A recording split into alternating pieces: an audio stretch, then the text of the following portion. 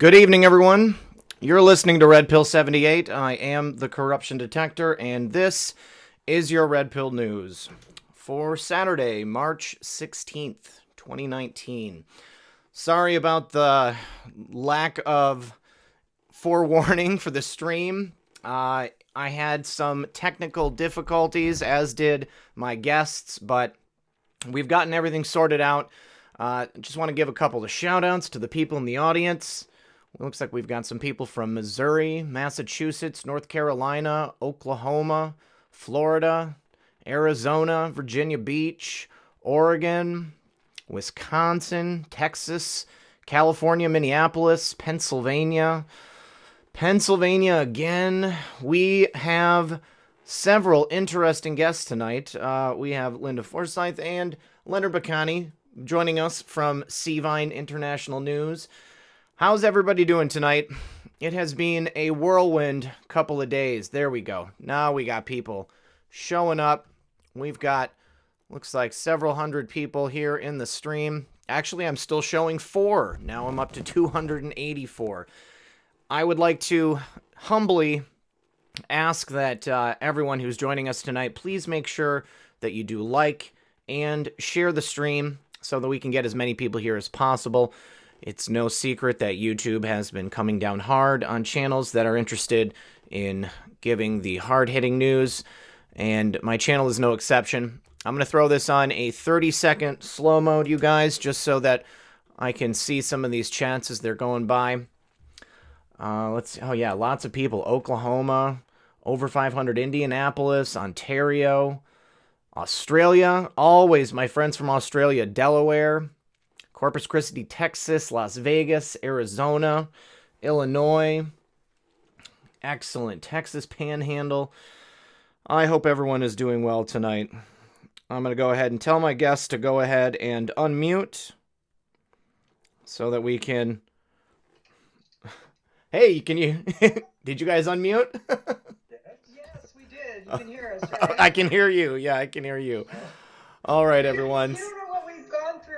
Yes, it has been an incredible journey to get here at this point. Let me just change the view so that we've got the desktop and we can see you guys. Let me see. How do I make it bigger? There we go. No, that's not it. There we are. All right, you guys are full view now. Full view. All right. Welcome to my guests. We have Linda and Leonard here from Pkwy International News. How are you guys doing tonight? We're doing wonderful. Outstanding.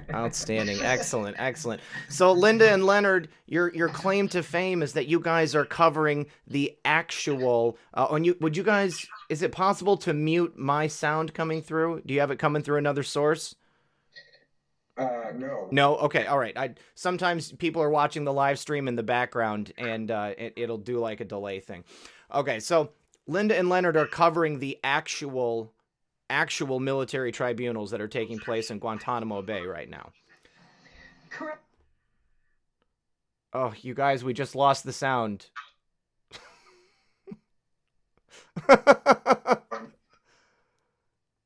Give me... Oh. No.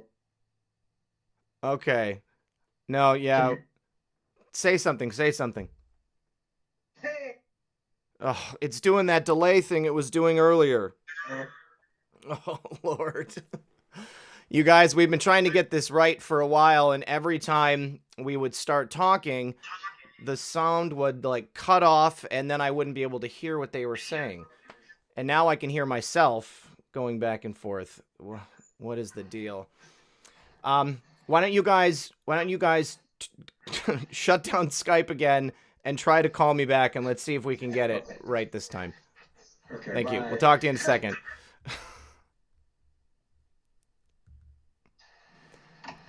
All right, gang. Let's see if we can... Yeah, we're good. Okay, so we are having some serious technical difficulties. I don't know what the deal is. Every time I'm about to get somebody on here, it seems like there's some some roadblock that's kicked up in front of me. Darcy, Sheldon, wow, bless you, Red Pill 78, best reporting on YouTube. Thank you so much for that super chat, Darcy. I really do appreciate that.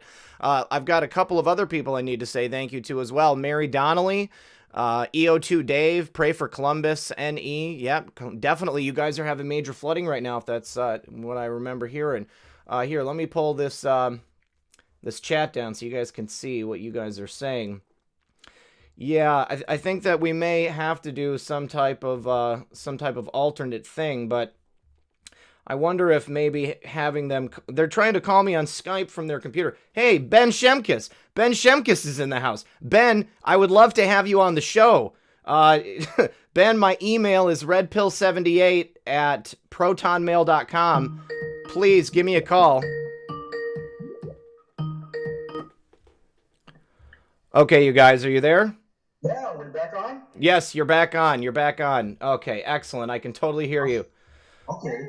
Oh, sweet. Okay, so back to the story of Seavine. So tell me about yourselves first of all. Who's Leonard and Linda? Tell me about you guys.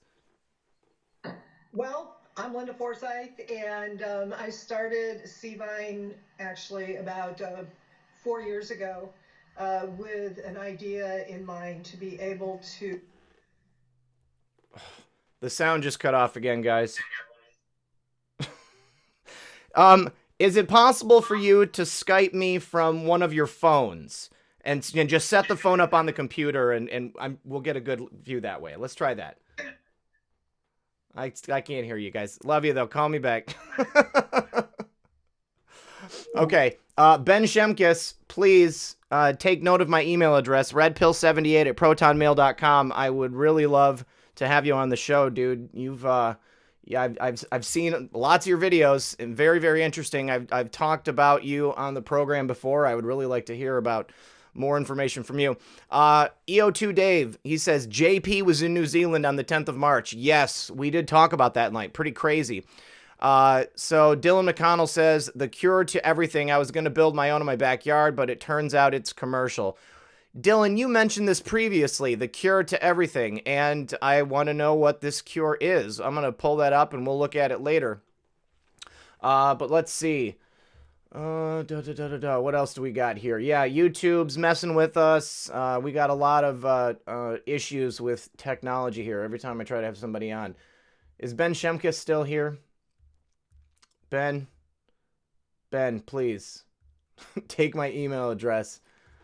And I want to talk. There we go. JP maybe V. Okay. I'm going to put my email address in the chat.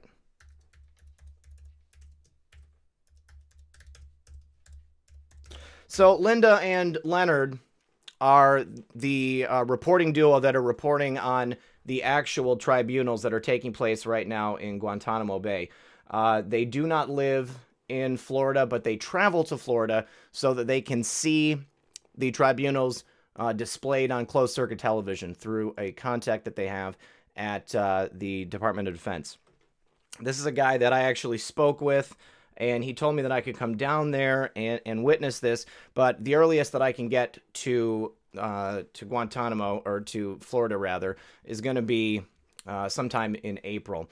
So while we're waiting for Linda and Leonard to come back, I have an article here from Corey's Digs. We're going to talk about the biggest thing happening right now, which is the event that took place in NZ, down under, next to Australia. It is, in my estimation, something that is very questionable. Lots of strange goings-on when you look at that incident. But it's impossible not to talk about it. I think they want us to talk about it. They want us to control the news with the things that they want to talk about.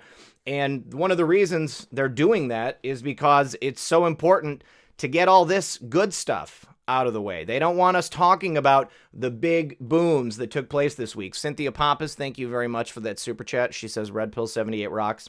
Well, from Corey's Digs here, Corey mentions we have 12 huge damning bombshells that dropped this week, spinning this storm into high gear. From the Lisa Page transcripts to McCain's connection to the dossier, a grand jury investigation into into Facebook, massive NXIVM updates, Jeffrey Epstein back on the chopping block, and Andrew Weissman leaving the special counsel. Dylan McConnell, I emailed you so I could share my knowledge. Okay, Dylan, I'd like to check into it. Let's see. Bonnie Fish here from Howell, Michigan. Diane Brodeen from Riverside, California. Cvine does have a Facebook page, and we're definitely going to be talking about their Facebook page when they come back. But back to the things they don't want us to discuss. All right. While Alexandria Occasional Cortex was preparing her audition for her role as a congresswoman for New York, Paul Ryan was sabotaging Democrat subpoenas. Meanwhile, Hollywood's being sliced and diced for paying off colleges and Ivy League schools to get their children admitted. Of course, this is only the beginning of investigations into nefarious actions taking place in the upper echelons of colleges, and it's safe to say politicians will surely make the list. Who could forget the terror training camp discovered in New Mexico last year, where they did nothing about it? They had loads of guns and ammunition along with a poor deceased child. Now, the court dismissed three... Oh, here we go. Let's see if this works this time. Hey, guys. Okay, turn your phone the other way because it's locked up and down sideways. This way? That way. Yeah. Okay. Oh, shoot. Why is it doing that? That's... Yeah. Like, do you have a lock function on the phone so that you can lock it in that direction and then turn it to the side, then the camera will remain sideways? No, rotate. Settings. Oh, Len. Brad, you're never going to want to speak to us again. It's okay, guys. I know that it happens. How about this? It's working right here. We can just rotate the phone back and forth between the two of you as you know, each one of you talks. I think that'll be the only way to do it. Well, now we don't have no picture, Leonard. Uh-oh. How's that? Yeah. It's on its side. Yeah. I think we're just gonna have to do it this way and go back and forth. So Leonard, we've got you, or Linda, now we've got you on screen. You were speaking previously. Tell us about yourself. Tell us about starting Cvine. Tell us about what you wanted to do. Okay. Oh my goodness. All right. I started Cvine, honestly, to be able to provide a platform for free speech that would be uncensored. And not only with free speech having to do with politics and being a patriot, but also for education. And so my biggest concern was to be able to create something that could not be corrupted, that our speech would never, ever, ever again be hijacked, be taken away from us. And so it was a matter of most of the planning had to do with figuring out some sort of strategy, so that would be the case. So I started out by creating a foundation. It's a charitable trust. It is not a nonprofit organization. A nonprofit organization, you're pretty much under the dictates of the government. You can only report what they say you can or can't say. Otherwise, they'll take away your nonprofit status. So this is why we did a charitable trust. Another thing with the main problem with mainstream media and just about any media is it's funded by advertisers. And those advertisers can go ahead and tell you also what you can and can't say, or they'll pull their funding. I don't want you to talk about this. I don't want you to cover that story if it has to do with the news. I don't want this person on the show. I will not be alongside, that advertiser, this type of thing. So they can completely manipulate exactly, what you can and can't say. And that, for the most part, is a lot of what is going on. And then I also wanted to create it in such a way that nobody could do some sort of a hostile takeover of a corporation. So this is not a corporation. It is not a business. It is owned and put in a trust for we, the people. So that is how it started. And CPAIN is actually pretty big. There's a lot of things going on with it. It stands for Community Voices, Investigations, News, and Education. So it isn't just the news. It's going to be teaching people. We're going to have to re-educate people because of a lot of the things that has been taught, not only in schools, but the lack of understanding of history, and so on.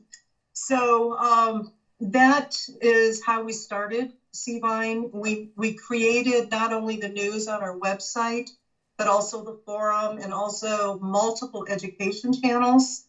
And then we also have multiple Facebook groups where people can come on. That's the community voices aspect of it, where they can discuss either the news or certain things that are happening right now in public life.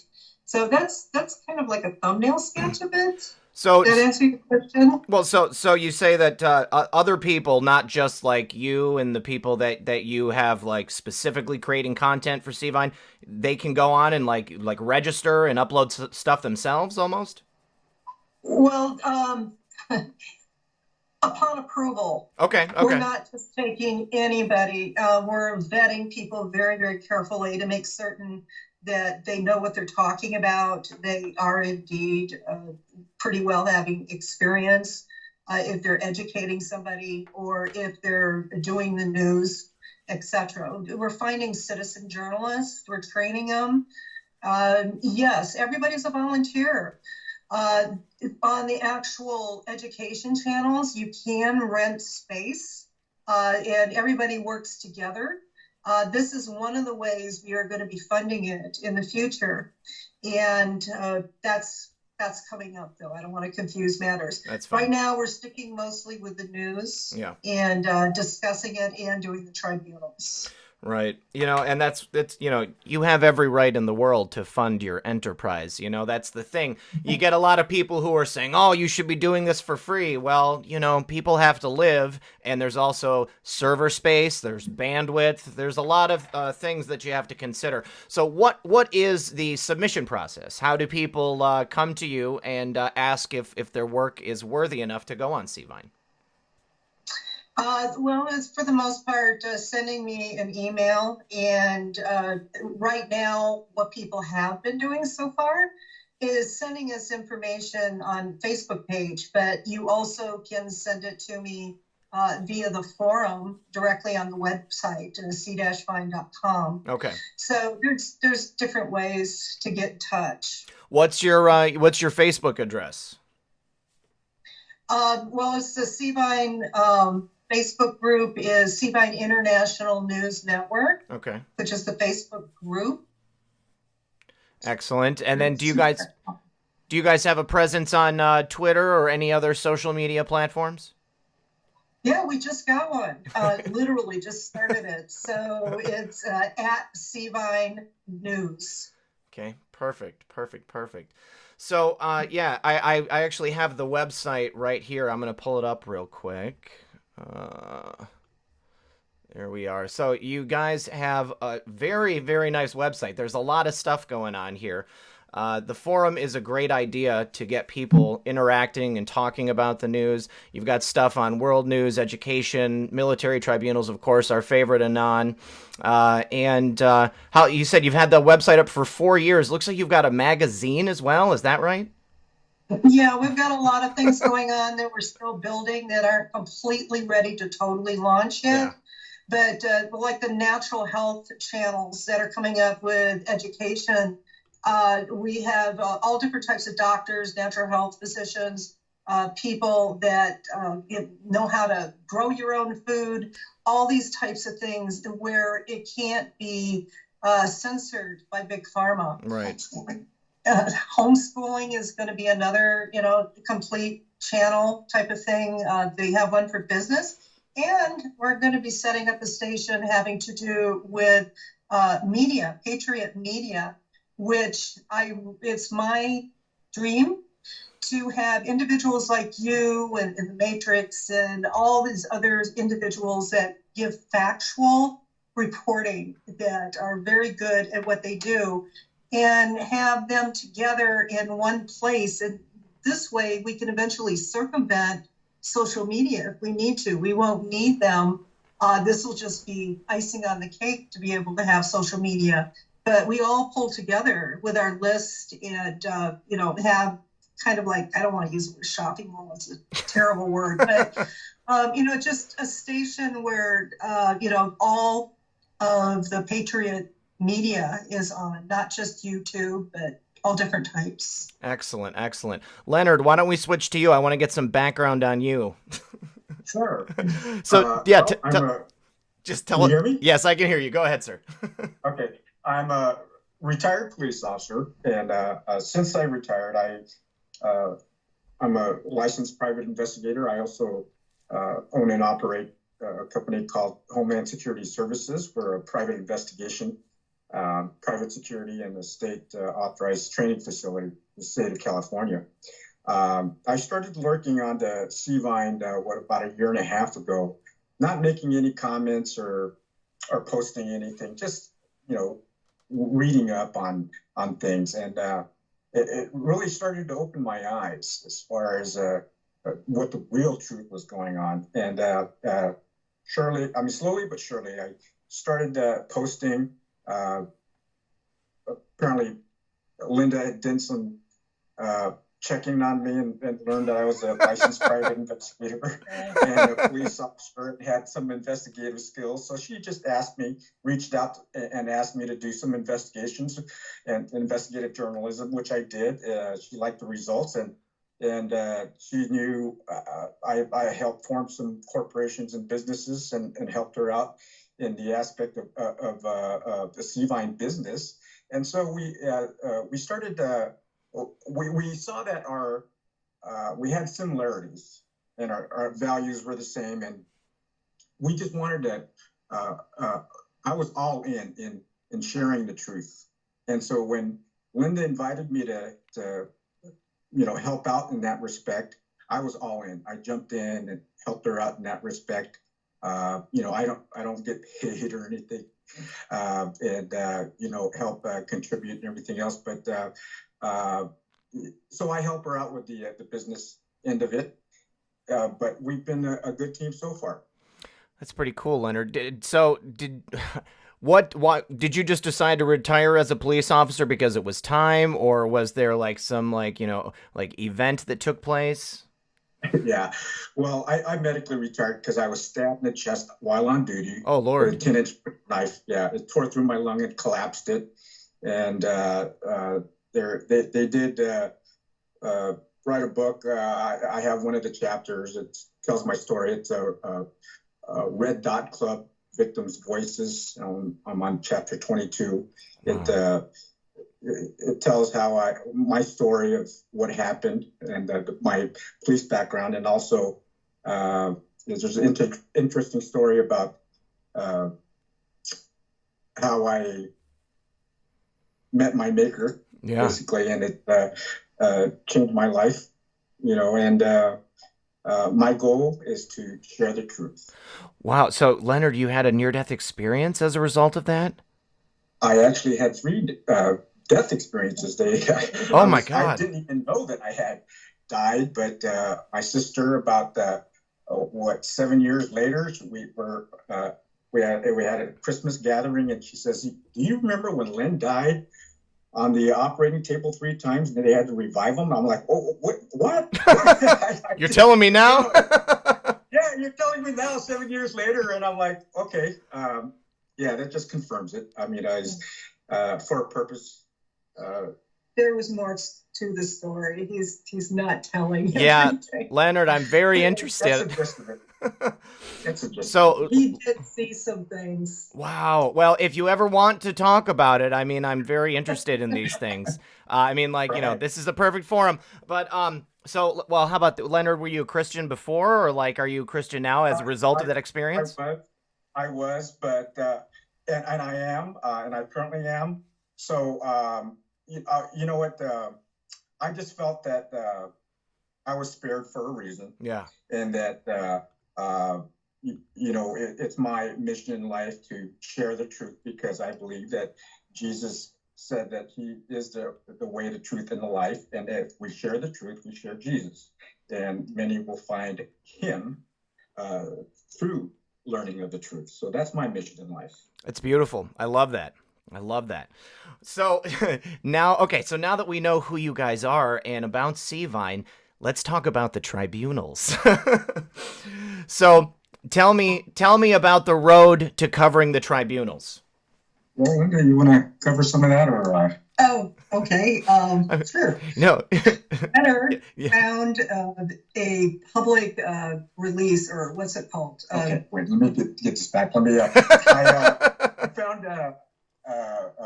Actually, somebody had shared a release from the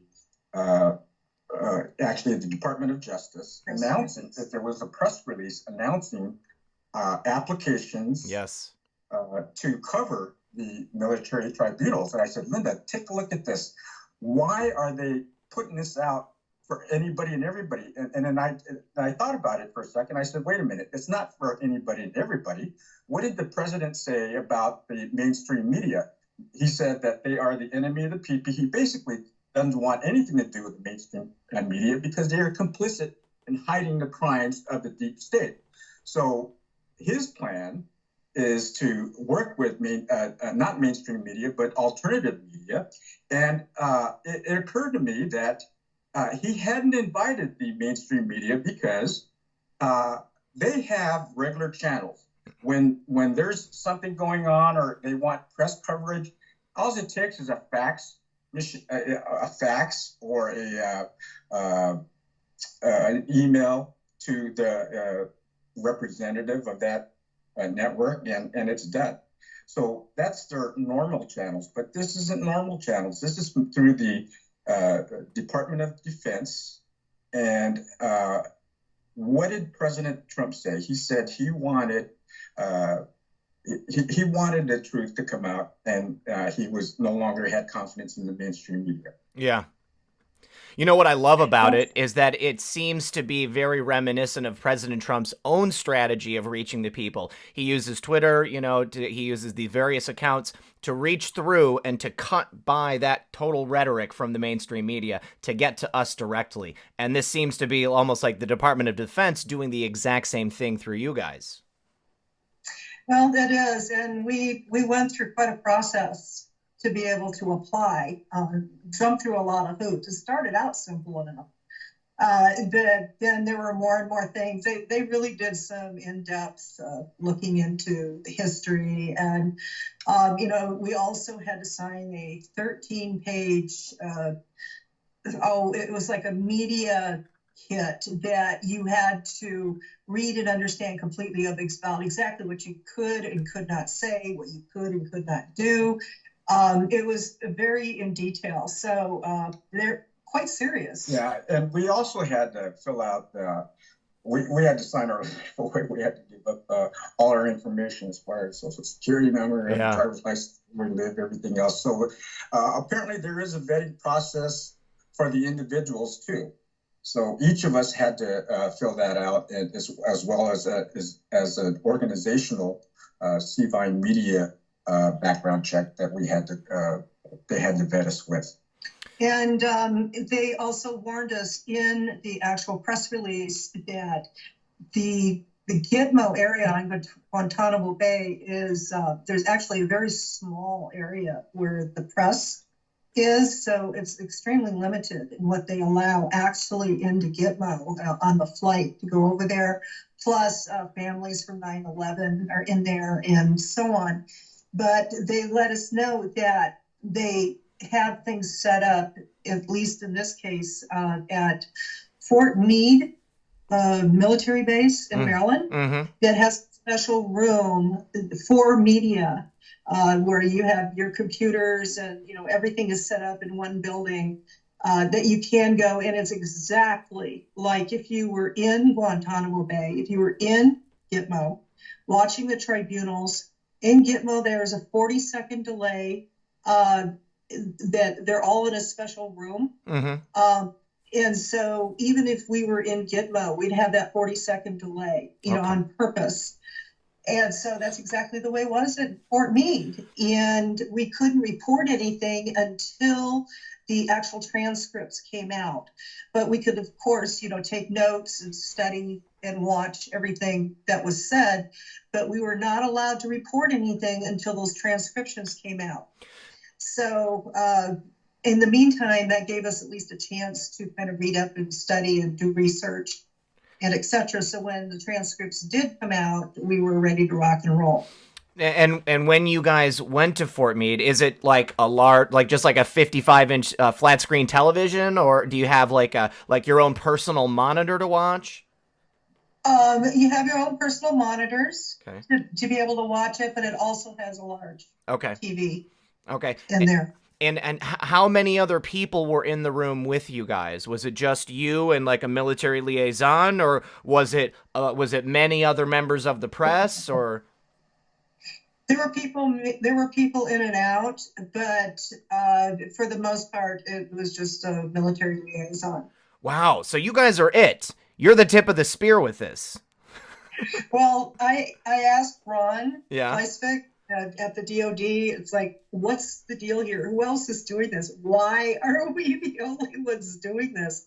And he said, well, first off, it's because it's pretrial, and nobody is really, interested in that, which I find fascinating because of very, very important things we found out that is critically important that the American people hear. But he said that was the reasoning, and that it may change after it goes after pretrial. And also it is very expensive to be able to send, different journalists there, to stay for a week or sometimes 2 weeks.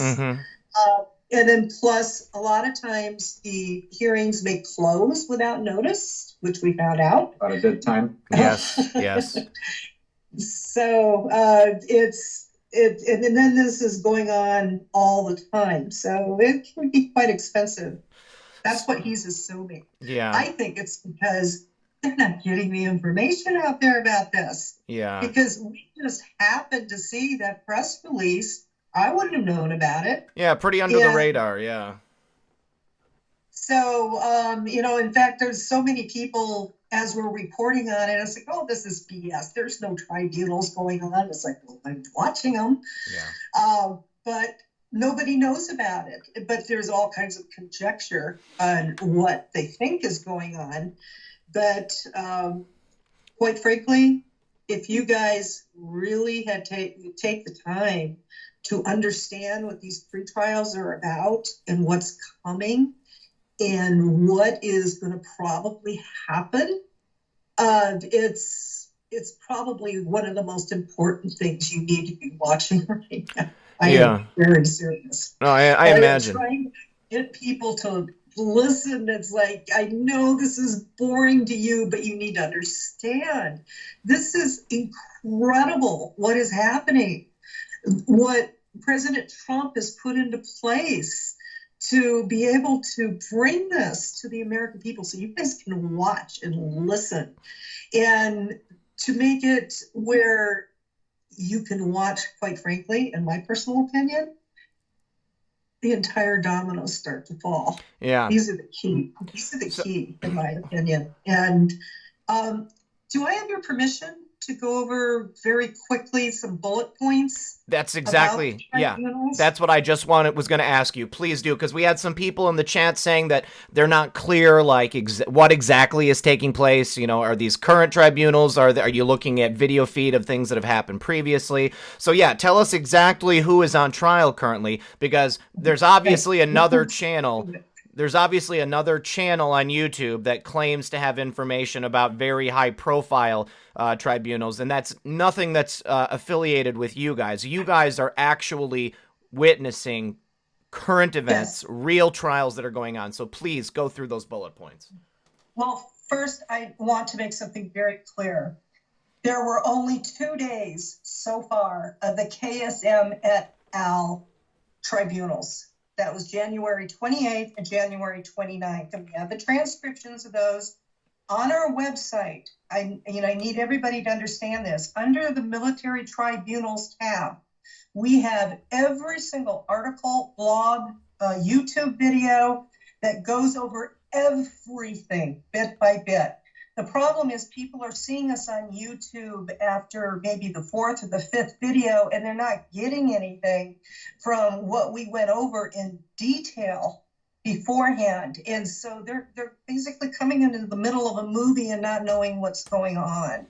So I strongly recommend you go to our website at c-fine.com, click the Military Tribunals tab up at the top in the taskbar. It may be 3 horizontal bars on your left on a cell phone, depending on what kind of device you have. But it has everything there. It has the transcripts, everything.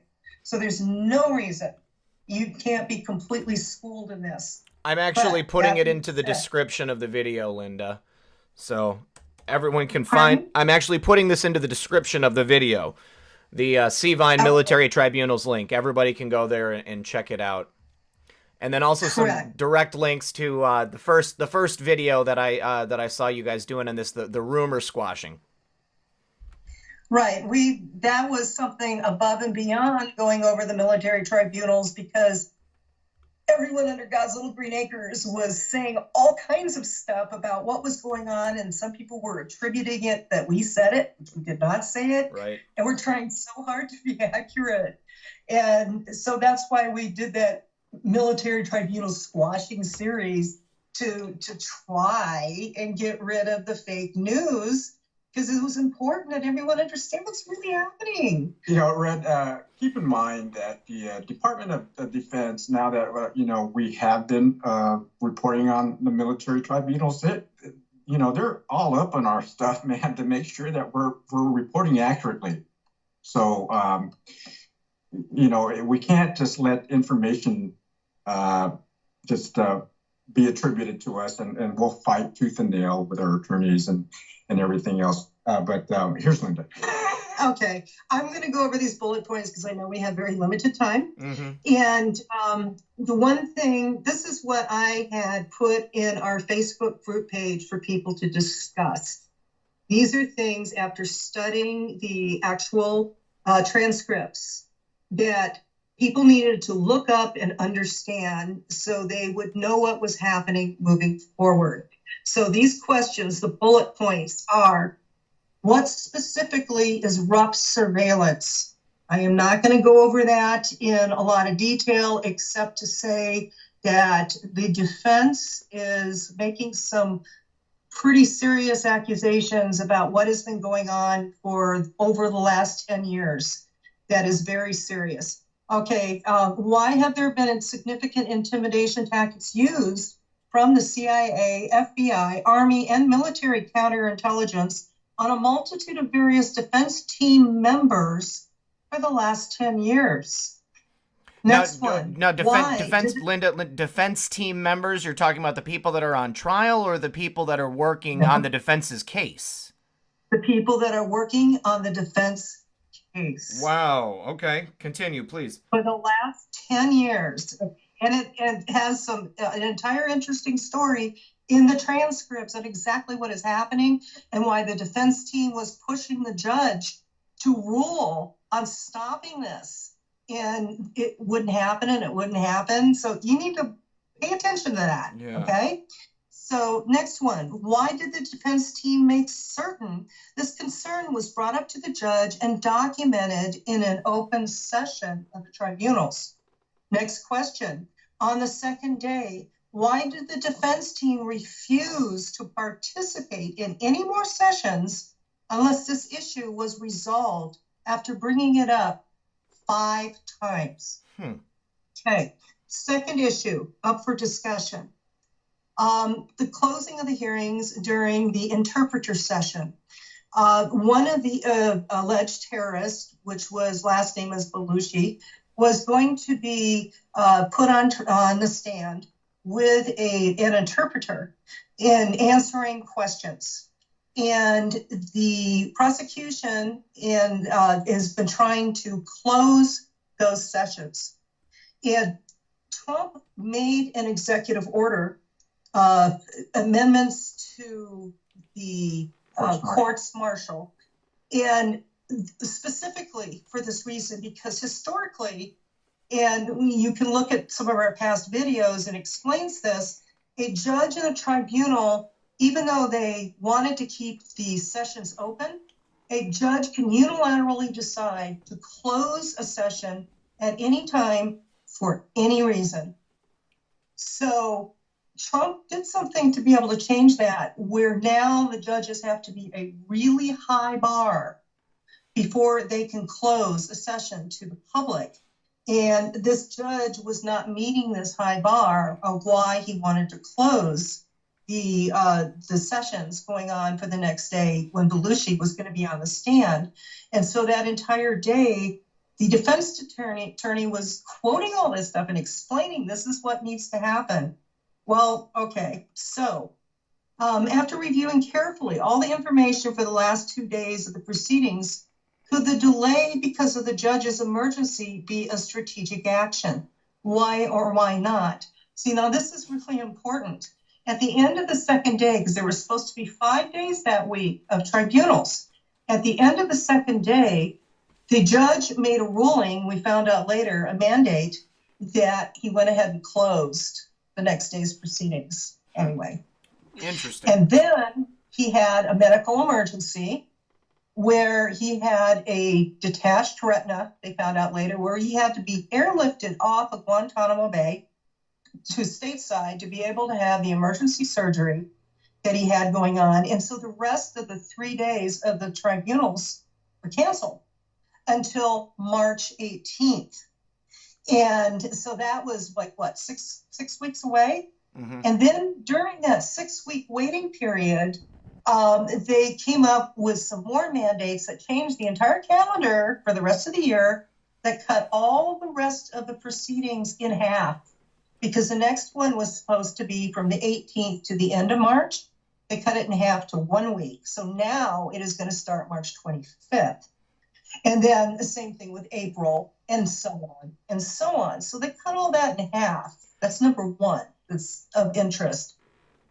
We went over the issue in a previous video about what happened 2 years ago in 2016 when multiple ambassadors and their families went to Cuba and also to China, and they all started having really strange symptoms of nosebleeds, increased intracranial pressure, hearing loss, bleeding. It's just, anxiety attacks, panic attacks, all these really strange things that were happening. And they found out since then, it has been proven that these were direct energy weapons that were targeted to these people. So even though I personally, and I'm saying it clearly now, I do not have proof that this was the case. This was in Cuba. And this, yes, you can have a detached retina at a younger age, but it's extremely rare. It's usually because it's in the elderly or because of some sort of trauma. And so this judge, being in his early 40s, just spontaneously having a ruptured retina is suspect to me, number one. Number two, it could be, I don't know, do you think it could possibly be, direct energy weapons to close these proceedings so they didn't go forward, even though the hearings were going to be closed? You would still have information coming out, right? Right. So, anyway, the first these are just little hints, Red. Yeah. And why it is so important that the entire thing could fall down, because Belushi is the one who did the funding of the terrorists. And this is about 9/11. This is about 9/11. I got a lot of people asking you to name names specifically who is on trial. Khalid Sheikh Mohammed. Who else? Okay. I don't have that in front of me, but Okay. it is all on the website in detail. We've got pictures. We've got entire bios. We've got not only the KSM et al., which are 5 individuals that are accused terrorists being tried at once, but there are also 4 other individuals because of other terrorist activities in the tribunals that are also going on. We have those names, we have their pictures, we have their bios, we have the accused, everything. It's all written on our website. We also have on the video an explanation that there are 40 people that are all of Middle Eastern descent that are in Gitmo right now that have not been accused of anything. And apparently you can go to Gitmo without being accused. We have the explanation of why. Ron Fleisberg gave a very long explanation of exactly Leonard's movement, of exactly why this is going on. And so this is why I'm trying to make it clear to everybody. Please hear me. Everything's there. Yes. If you want your answers, it's all there. Yes, I'm actually going to put the link to the information, part 1 of military tribunal transcriptions, United States versus Khalid Sheikh Mohammed et al. This is going into the chat right now, guys, so you can check that out. Now, Magamel says, detached retinas are a sign of age regression, secret space program, abducted individuals. The first thing that I thought with the detached retina is that perhaps he was physically assaulted, you know, like either that or he could have hit his head very hard, but there was no reason given, you know. It's just like all of a sudden his retina detached. Now, you know, that happened to my mother, but I mean, there was an injury that was involved, you know. I mean, like, I find it very hard to believe. It immediately sounded to me as some type of stalling tactic. Now, just real quick, you guys, I need to give a couple of thanks to some people that left some super chats. We had George Durr. He said, thank you very much for this interview. Thomas Murdoch just gave a super chat. T, my buddy White Hat, said, hello, Patriots. Much love, Red Pill. Thank you for that. Do appreciate that, T. Kathy Williams says, we must get Omar out of Congress. Her headgear is Sharia law. I think it's dangerous too, Kathy. I do. Marty S. says, from the People's Republic of Detroit, Michigan, where we go one, we go all. EO2 Dave says, no wonder they are attacking our sites. It's working, folks. Sheep are waking up. That's correct. D. Clue Girl says, hugs, Red Pill 78. New Guardian said, research Port Arthur. It was an FF that robbed Australia of semi-autos. Parallels to NZ event is worth researching. I'll look into that. Thank you very much. Jeff Stewart just says, hello, Patriots. And EO2 Dave said, Bill Barr had a busy week. He certainly did. And then Dylan McConnell says, I emailed you. Oh, about that scalar thing. Okay, excellent. Thank you very much, Dylan. I do appreciate that. Okay, so basically, it's only been a couple of days of events that have taken place so far, and because of this injury for the judge and because of some shuffling that they've done, things have been moved around.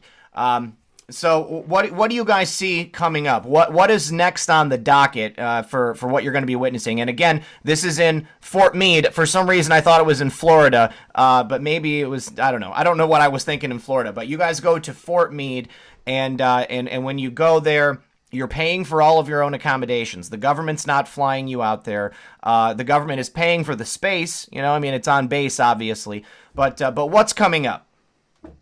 Well, you know what? The thing that your readers have to understand is if they get into these military tribunals, we need to know why. Why is it so important to know the history and why they're having military tribunals? Here's what I think. Okay, the previous administration wanted to close down military tribunals and Gitmo and basically release all these terrorists, the terrorists that committed the worst crime in history of the United States. Now you have the current president, President Trump, who is the exact opposite. He wants open hearings so that alternative media can report on the truth. Now that's a stark difference. You got to ask yourself, why did the previous administration want to close it down and release all these terrorists, and the current administration, President Trump, wants, basically the people to know what's going on? Could it be that the president knows something? Could it be that the president knows that by the public learning all the details of what transpired with the 9/11 and a conspiracy that has occurred, what exactly is going on? Is it because that the mastermind of the of what the government alleges is they're not really the mastermind, and that there are other players, deep state players that involved that who are really the puppet masters. Yes, Well, that's what we need to find. Exactly. And you know, the deep state would have a fair amount invested in making sure that people stay away from it. You know, I was thinking another reason that maybe you don't have you know, other sources of media down there is, besides the cost, but you know, mainstream media, they have a vested interest in holding on to that false narrative as well, because their puppet masters are involved in the ownership of their companies. And then also it's a sad statement on like the soap opera nature, the tabloid nature of our current news cycle. You know, you've got people that are obsessed with defaming President Trump and this keeping this narrative alive of my Russia, you know, and you know, my race wars, you know, all of these things, you know, putting it on Donald Trump and blaming him for, you know, this event that happened in New Zealand. You know, we've got, as soon as it happened, you had the Daily Mail coming out and, you know, blaming President Trump, even though this guy, there's a lot of questions about that. We're going to talk about that when we're done here, but you know, this guy wrote in his manifesto that he's not a fan of President Trump. You know, I mean, he threw in like a backhanded compliment to President Trump, you know, and that's the kind of thing they latch on. They don't want to tell us that something is different or that there's, you know, new information coming about this event that happened so many years ago and is just burned into the public consciousness in the form in which it was. Right. You know, it's going to be really exciting, though. Quite frankly, you know, we are living in such unbelievable times right now. This is incredible about what we are moving towards. We've been asleep. We've been sheep for a very, very long time, and we're waking up. And because we're waking up, we are coming together and bringing out some wonderful, wonderful things. The world is going to change in such a way that it is going to be so much better in so many ways. We just have to clean up some of this infestation. I think that's the best way to put it. Yeah. Some of this mess that's going on. But this is the first time in history things have been so corrupted to such a degree in a coordinated effort globally that is all being put back together now, bit by bit. And we're doing it, if you think about it, think about World War I and World War II and all the bloodshed. A lot of things are happening, you know, underneath the scenes that are taking things down. And it's being done in such a way that life is just going to be the way it should be. Oh, you're totally right. I say it all the time on the channel. This is the absolute most exciting time to be alive. We are witnessing a complete teardown and rebuild of every system that we've known for most of our lifetimes. You know, and you know, it's not going to happen overnight. It's not going to be easy. I got people saying that they're, you know, it's not happening fast enough. They want to see something happening right now. To me, every single day, there is something new that just reinforces it for me. It's happening, and it's happening bigly. And you know what else, Red? Cvine, Red Pill, all these other people that are coming out with true news, we're totally recreating the way the news is reported. Yes, we are. We're totally recreating. Because our favorite anon says, firstly, you know, President Trump doesn't trust the enemy, the people, but our favorite anon says, we are the news. Now, Red, you are the news, Cvine's news. Every single one of the patriots are the news, and it's up to us patriots to share this news, to share this truth, and that's exciting. It's exciting. It is very, very, very exciting, you guys. Listen, you know, we've been on here for almost an hour. I want to thank you guys for joining us. This was a great interview, lots of great information. I just want to reinforce for everyone, no one has said that Hillary Clinton or Barack Obama are currently on trial in Gitmo. The people who are saying that do not know what they're talking about. I'm not saying it's never going to happen. I'm saying that as of right now, that is not happening. We have here is Khalid Sheikh Mohammed and people associated with him, and it's the events surrounding 9/11. And the only people who are reporting on it are my friends here at Seavine International News. Do you guys have anything that you want people to know before we close out for the evening? Well, yes. As we continue to move forward, we're going to be looking for additional volunteers to come in on this movement. Because again, this isn't our business. This is for you, the people. So we are trying to find additional citizen journalists that we're willing to train, that we're willing to take with us to the tribunals.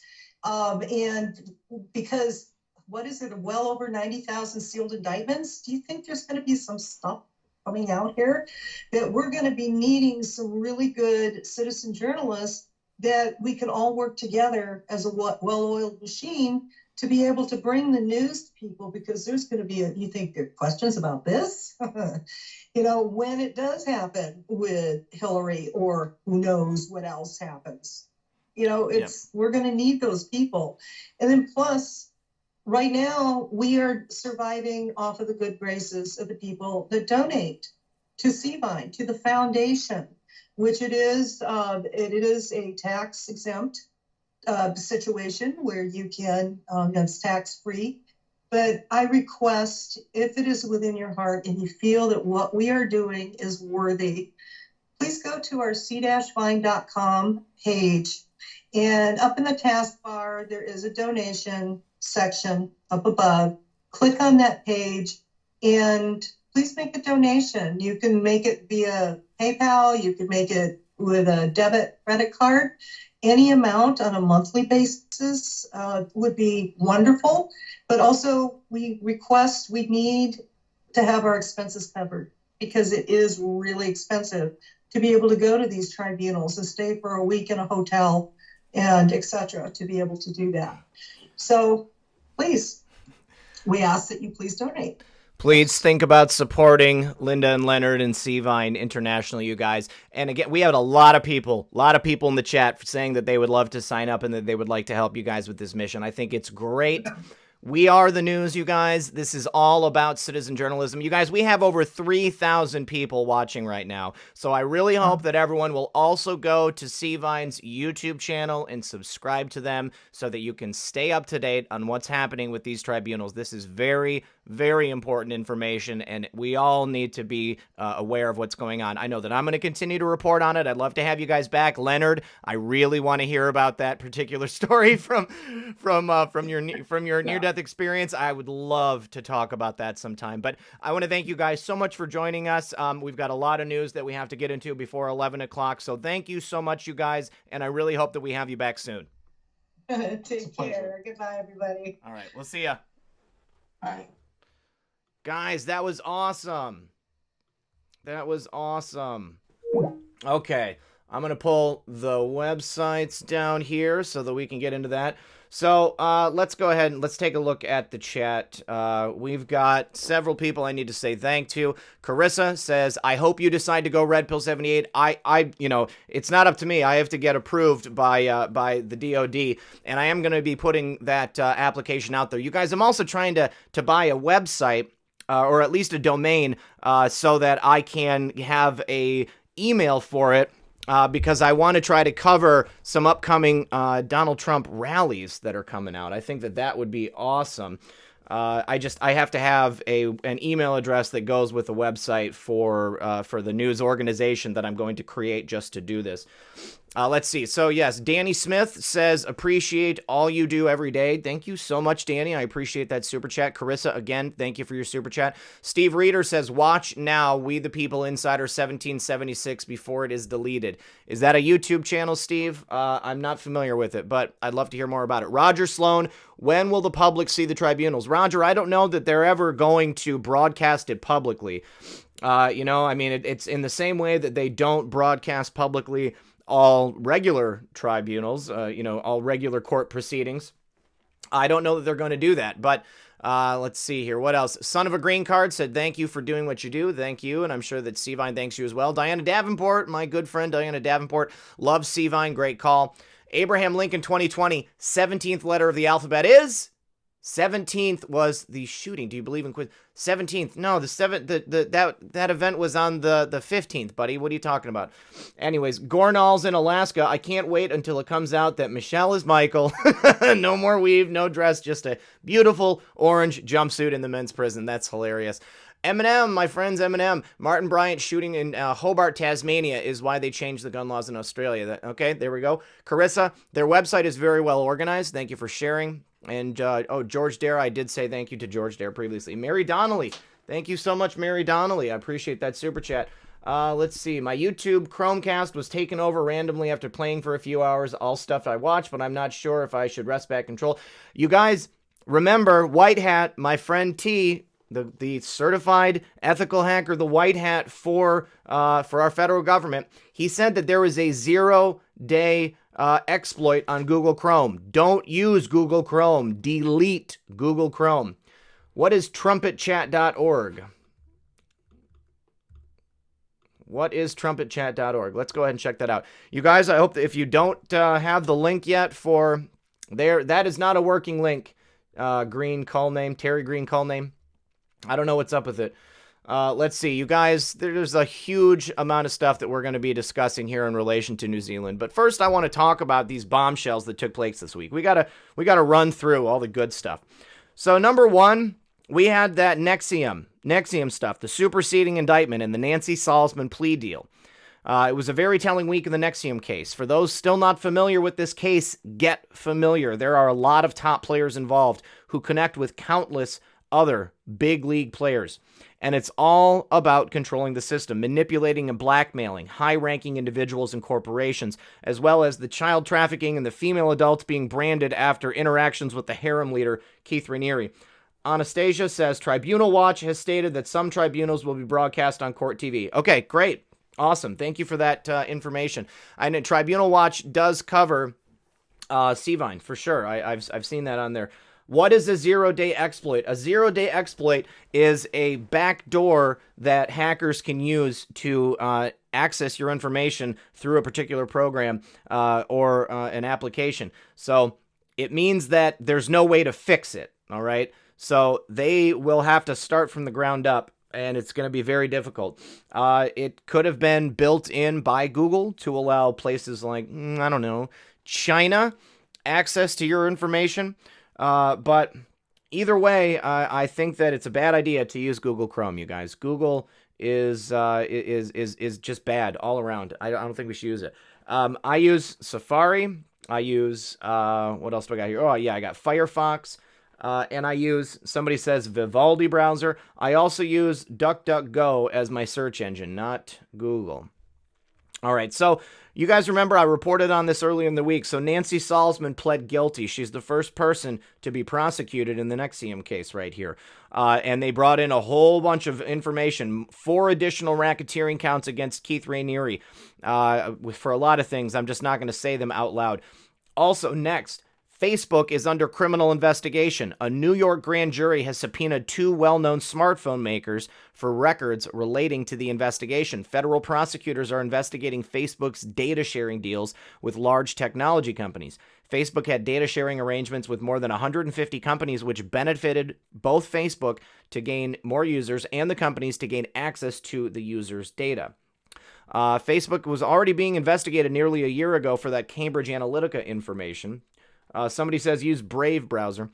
Now, also, Congresswoman Alexandria Occasional Cortex hired actress with socialist handlers. Yes, DuckDuckGo does not track you, you guys. If you have a Google phone, you're just going to have to get rid of your Google phone. I mean, I have an iPhone. I use Apple products. But, you know, I mean, I know that there's a lot of different things out there that are going to be tracking your information. So, you know, there's really nothing that you can do to get away from a certain amount of trafficking. Let's see. We have something from my friend Matthew, just came across the wires. It's from Before It's News. Before It's News is a bit clickbaity, but Let's see. So this is somebody that posted on March 13th. A number of news alerts are breaking this evening. First, Sean Hannity is hinting on Fox TV that something big is about to explode. We talked about that this week. And then we had our favorite Anons post 3041. The unsealing of the first indictments will bring about unity and change.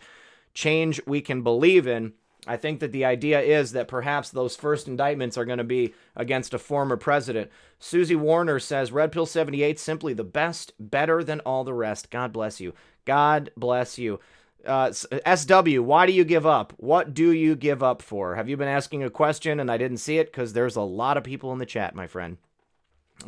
If anybody has a question for me and they're trying to get it through to me, and you don't want to do a super chat, then maybe ask a mod. Maybe ask a mod, and they can help get the information to me a little bit better. It's difficult when we've got all these people going by. Oh, let's see. So Alexandria Occasional Cortex, she answered a casting call, and that's how she became a congresswoman.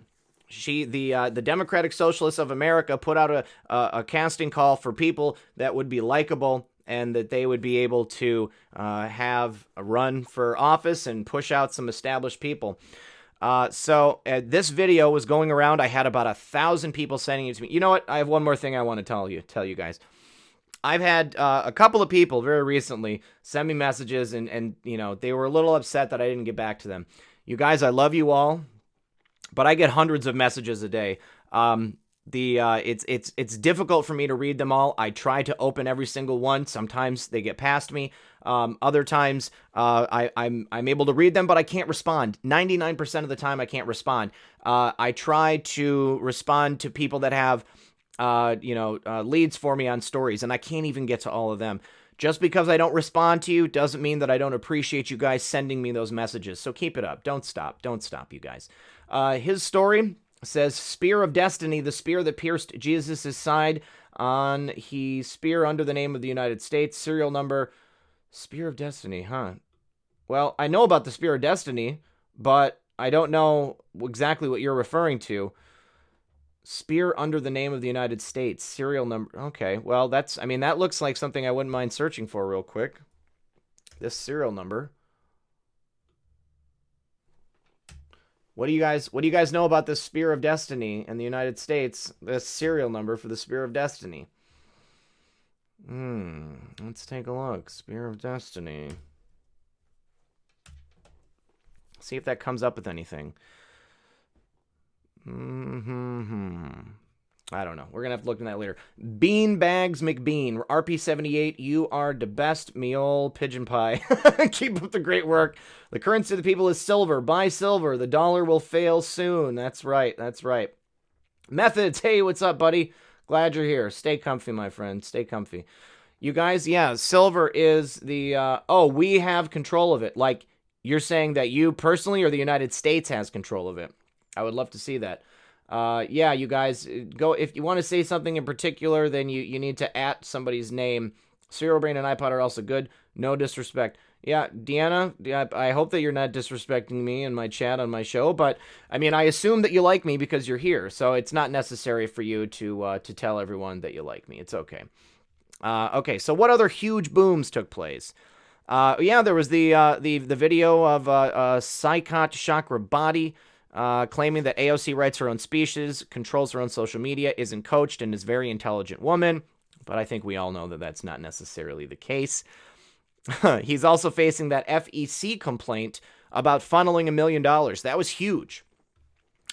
We also have the FBI, ex-FBI Lisa Page's revealing transcripts released. You guys, 1 second. I need to ask my daughter to let the dogs out. Honey, will you please let the dogs out there at the door right now? Okay, so House Judiciary Committee Republicans released 205 pages of transcripts from ex-FBI attorney Lisa Page's closed-door interview last year. Social media platforms quickly propagated with numerous discrepancies about her testimony and others who had testified, throwing timelines into the wind, revealing a text that indicated there was an insurance policy against then-candidate Donald Trump. T says 0-day was detected and is now fixed. Make sure if you use Chrome, you are up to date on your security software updates. Citrix was compromised by Iran. If you use, be careful. Thank you for specifying, T. All right, so even if it's been fixed, I don't trust Google, and I don't use Google Chrome. There's plenty of other browsers out there that you guys can use. Hey, Space Shot's in the house. Will I make video available to see? Yeah, the video of the Cvine video will be available after this show. I mean, this continues to replay, and it's in my my live streams on my channel. Glad you're here, Mike. Glad you're here, buddy. So, her testimony also indicated the Obama administration's role in letting Hillary Clinton off the hook for her alleged handling of classified information. What's most interesting is her statement in the transcript regarding agents also criticizing former Secretary of State Clinton, as reported by the Washington Post. Are you a Bill Mitchell, Your Voice America fan? You reference to occasional Cortex as a clue. I mean, I know who Bill Mitchell and Your Voice America is, but I mean, I don't listen to them. But that doesn't mean that I don't trust them. I don't know enough about them. I mean, it's really like, you know, if I think about Bill Mitchell, I'm thinking about, you know, people like Dan Bongino maybe. And so I listen to Dan Bongino when I have the time. But I've been saying Alexandria Occasional Cortex for a while. Like, it was somebody in my chat that put it out there. And that's why I started using it. But if that's something that he says, then that's great. You know, you guys, if you have any questions about silver or precious metals, don't forget about my friend Aaron Moffat, Lady Liberty 1313 on Twitter, 7kmetals.com, I think that's what it was. Let me just pull it up here. I'm going to throw that out there because I saw people saying things about precious metals. 7kmetals.com. That's what it is. That's my friend Aaron. She can advise you on the purchasing of precious and collectible metals like coins and stuff. So I'm just going to give her a little plug. You guys can check her out. She also makes some awesome videos on YouTube. I tend to put them out there because I think that she is underrated. I don't think enough people check her out. So Aaron, if you're still listening, that was free. Late Senator McCain's role in the Spygate scandal. This was huge. All right. I covered this. Jeff Carlson, journalist for Epoch Times, dropped a doozy of a report on Friday regarding David Kramer's unsealed deposition, who was a longtime associate of Senator John McCain. John McStain, no-name McCain, Kramer had contact with at least 14 members of the media regarding the Steele dossier. I actually talked about this a couple of months ago. Carlson took to Twitter to lay out the timeline from his report indicating McCain's ties as well as others. So Jeff says, David Kramer provided updates to Fusion GPS co-founder Glenn Simpson, former MI6 spy and dossier author, quote-unquote, Christopher Steele, and other members of the media regarding McCain's meeting with FBI Director James Comey. Kramer revealed he had contact with at least 14 members of the media regarding the Steele dossier. The contacts are included in the report. Kramer gave a full copy of the unverified dossier to National Security Council member Celeste Wallander, Representative Adam Kinzinger, and Speaker Paul Ryan's Chief of Staff, Jonathan Burks. He confirmed he was BuzzFeed's source for the dossier that BuzzFeed published on January 10, 2017. McCain denied ever providing a copy of the dossier to BuzzFeed. Peapod, did you go over the Spear serial number? I searched for it. I don't know. I don't understand how to look for it, though. But the individual who tweeted or who posted that, his story, if you've got information about the Spear of Destiny or a link that we can go to look at the information on it, I mean, I would like to check it out. Cindy McCain is on the block. Info coming soon on McCain Foundation. I think you're right. Right there. Let's see. ButtFeed, not BuzzFeed. The dogs have not been let out. I think maybe my daughter is not here, you guys. Come on, Muffin. Come on. You want to get on the show? Here, sit in your chair, honey. Sit in your chair. Get up there. Oh, that's my chair. I got to sit down. Oh, she jumped on my chair because it makes it easier for her to jump in my lap, which she's now here. So yeah, huge news that it was John McCain and his people that put this dossier all over D.C. Next, we had the federal court that moved to unseal the documents in the Jeffrey Epstein case. On Monday, a federal court of appeals in New York gave multimillionaire Jeffrey Epstein and his former partner Ghislaine Maxwell until March 19th to establish good cause as to why the documents should not be unsealed. If they fail to do so, and they are going to fail to do so because there's no good reason why they shouldn't be, then the summary judgment and supporting documents are going to be made public. They will be. The court also reserved a ruling on additional documents in the civil case, which includes discovery materials. Epstein was accused of assaulting more than 30 girls. We're not going to get into the details on that because we've talked about him before, and it's horrible to think about. And then also, Pitbull Andrew Weissman is leaving the special counsel. Huge news. Thursday's big story was that Mueller may be wrapping up his report, being as Weissman will be stepping down. According to Sarah Carter's report, Weissman was handpicked by Mueller to join the special counsel's office investigation into the alleged collusion and obstruction between Russia and Trump's presidential campaign. Greg Gilman, his story is interesting. I want to hear this. Okay, his story. Email me, redpill78@protonmail.com. I want to know the information on this. I really am interested. So, let's see. I see this information that you're posting here, but I mean, I want links. I want something I can look up. We need to bring this up on screen and make it interesting.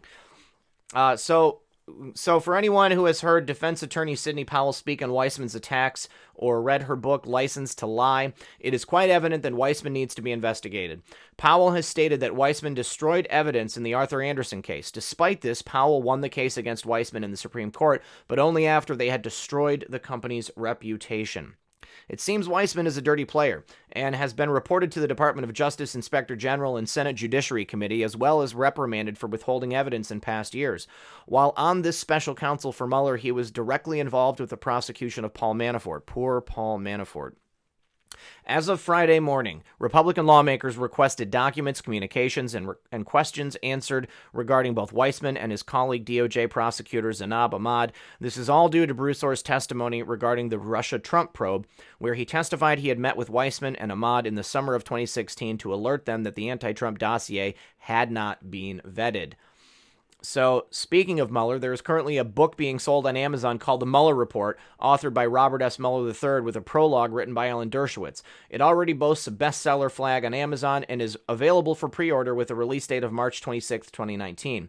The Washington Post also has a book titled The Mueller Report, authored by Rosalind S. Helderman and Matt Zapotosky, with a pre-order release date of March 26, 2019 as well. Both are available at Target as well. Of course, the New York Times couldn't be left out, so they too have The Mueller Report on pre-order for March 26th. Yet their book appears to be on sale at Target only. The book, authored by Special Counsel Robert Mueller, states the following on Amazon. The March 26, 2019 publication date is a placeholder. We will publish our edition of the Mueller Report as soon as possible after it is released to the general public by the Department of Justice. T says, Podesta, 14 fish, and shooter, yes, connection, wild. That is wild. We're going to get into that. My Sugar Bear says, Muffin treats. Let's see Muffin. Yes, Muffin is right here, you guys. I don't have the ability to switch the camera on and show you guys Muffin without showing myself as well. I'll find some pictures and we'll see Muffin before the end of the show. Let's see. The obvious question on most people's minds, do they already have the full report since these books are already written? Likely. Are they trying to control the narrative the moment the report is released to the public? That's a hard yes. Does this mean the report is most likely going to be released within the next couple of weeks? Likely, but there is always a chance of delay with these folks. Number 8. 50 big names were charged or indicted in the college school admission payoff scheme. That's right. We also covered this here. The story broke on Tuesday, with the U.S. Attorney's Office in Boston describing it as the largest college admissions scam ever prosecuted in the country. This is a $25 million scam that involves actors and actresses, exam administrators, athletic coaches, corporate giants, wealthy, connected parents, high-ranking lawyers, real estate moguls, and a media company owner, all buying their children's way into college. God's guy. Another FF in New Zealand. What are they distracting us? Please. P.S. We are both here for you, Huckleberry. I love you, dude. Love you, dude.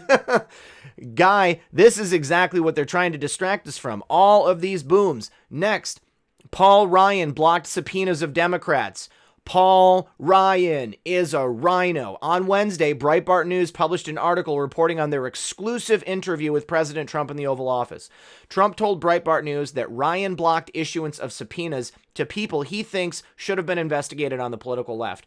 And because Republicans no longer have the majority in the House, Ryan protected people that may have gotten away with whatever they did that warranted investigation. Trump also told Breitbart that he believes the left plays a tougher game even when he thinks that the people on the right are tougher. Finally, New Mexico terrorist camp superseding indictment. Finally, you guys, these people have been indicted. Most will recall the horrific terrorist training camp discovered last year in New Mexico, where a group resided in a filthy situation, filled with arms and ammunition and a deceased child. They were originally indicted on September 11, 2018, and 2 judges dismissed charges against 3 of the defendants because the Office of District Attorney Donald Gallegos failed to schedule a court hearing to prove they had probable cause for the arrests within 10 days. Everyone could see with their own eyes that this was a terror training camp and feared the worst. On Wednesday, a federal grand jury sitting in Albuquerque, New Mexico, returned a superseding indictment on March 13th, charging these 5 people with federal offenses related to terrorism, kidnapping, and firearms violations. An allegation in the superseding indictment, these defendants conspired to provide material support in preparation for violent attacks against officers and employees of the United States. Dog Mama in Recovery says, first-time poster here, been watching you for a while. Do you think that NZ was an FF? Yes. Yes, I do believe it was an FF. That is the very next thing we're going to talk about, guys. It's the rest of the show. Next, Jim Jordan grills Adam Schiff in classic social media style. We covered that here already. Adam Schiff was asked a series of questions. Why did Adam Schiff say that his talks with Michael Cohen were limited to inviting him and allaying any concerns about threats to his family, but not mention that 14 hours his staff spent prepping Cohen before the hearing? Why did Adam Schiff fail to disclose that he met with Glenn Simpson, whose dossier AMPA research was funded by the Clinton campaign in Aspen? Why did Adam Schiff falsely claim that in his memo, that Bruce Ohr hadn't communicated his relationship with Chris Steele to the FBI prior to the 2016 election? And finally, why did Adam Schiff try to block Congress from learning that the Clinton campaign paid for the dossier? Next, Democrats and 12 Republicans voted to block the border emergency. Trump vetoed it. Lamar Alexander, Roy Blunt, Susan Collins, Mike Lee, Jerry Moran, Lisa Murkowski, Rand Paul, Rob Portman, Mitt Romney, Marco Rubio, Pat Toomey, and Roger Wicker do not vote for these people. Boo Merkel says, I have been trying to get through to In the Matrix to no avail. I have some juicy info regarding DTCC. Email me at redpill78@protonmail.com. I'm going to put it in the chat one more time.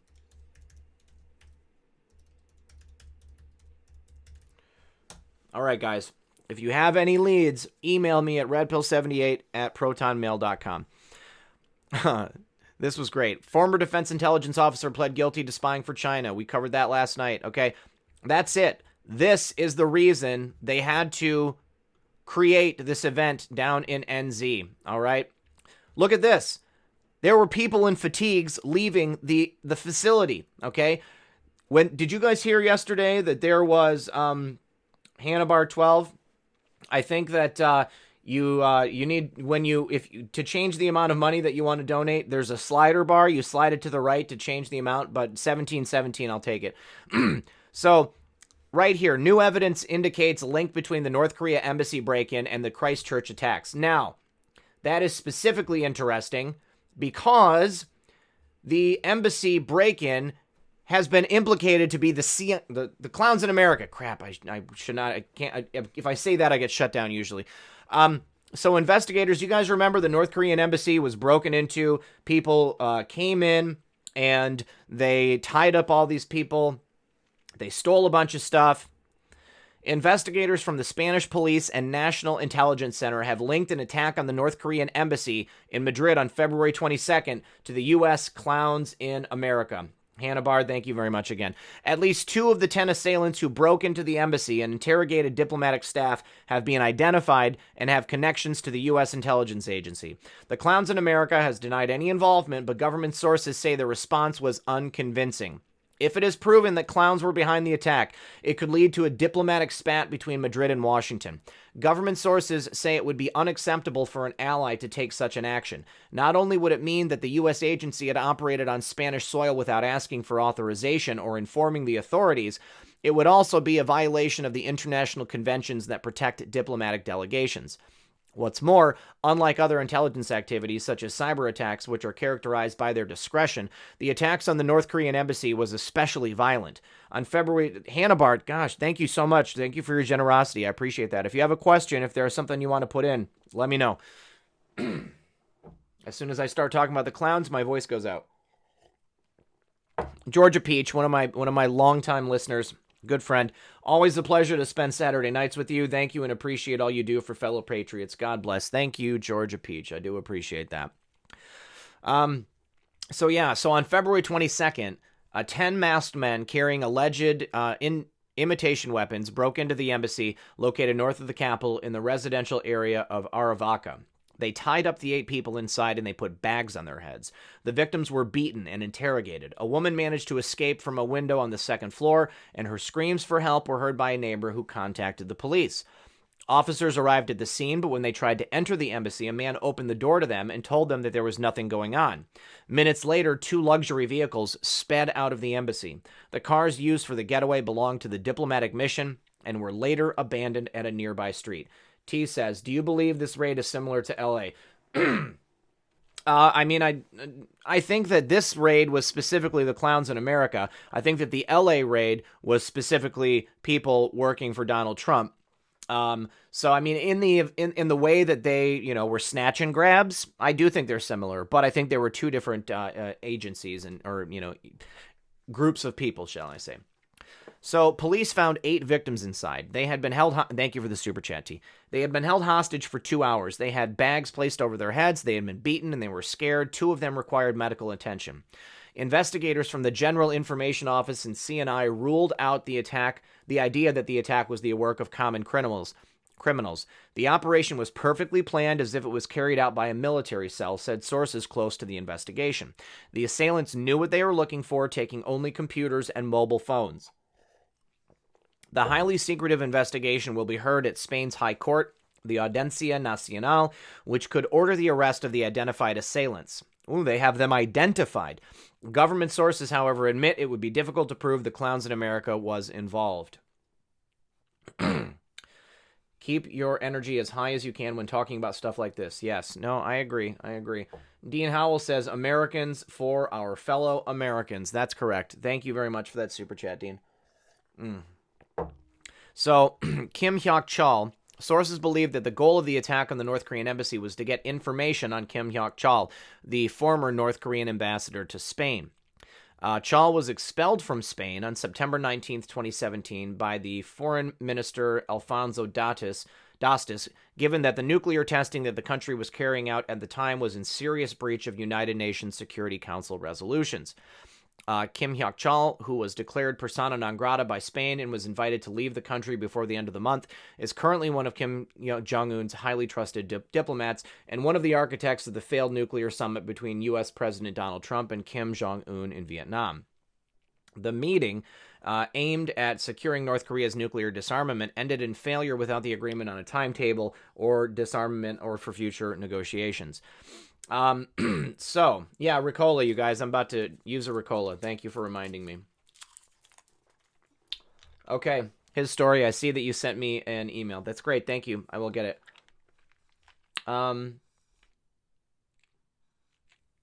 Ronnie, what do you need? Email. Email, Ronnie.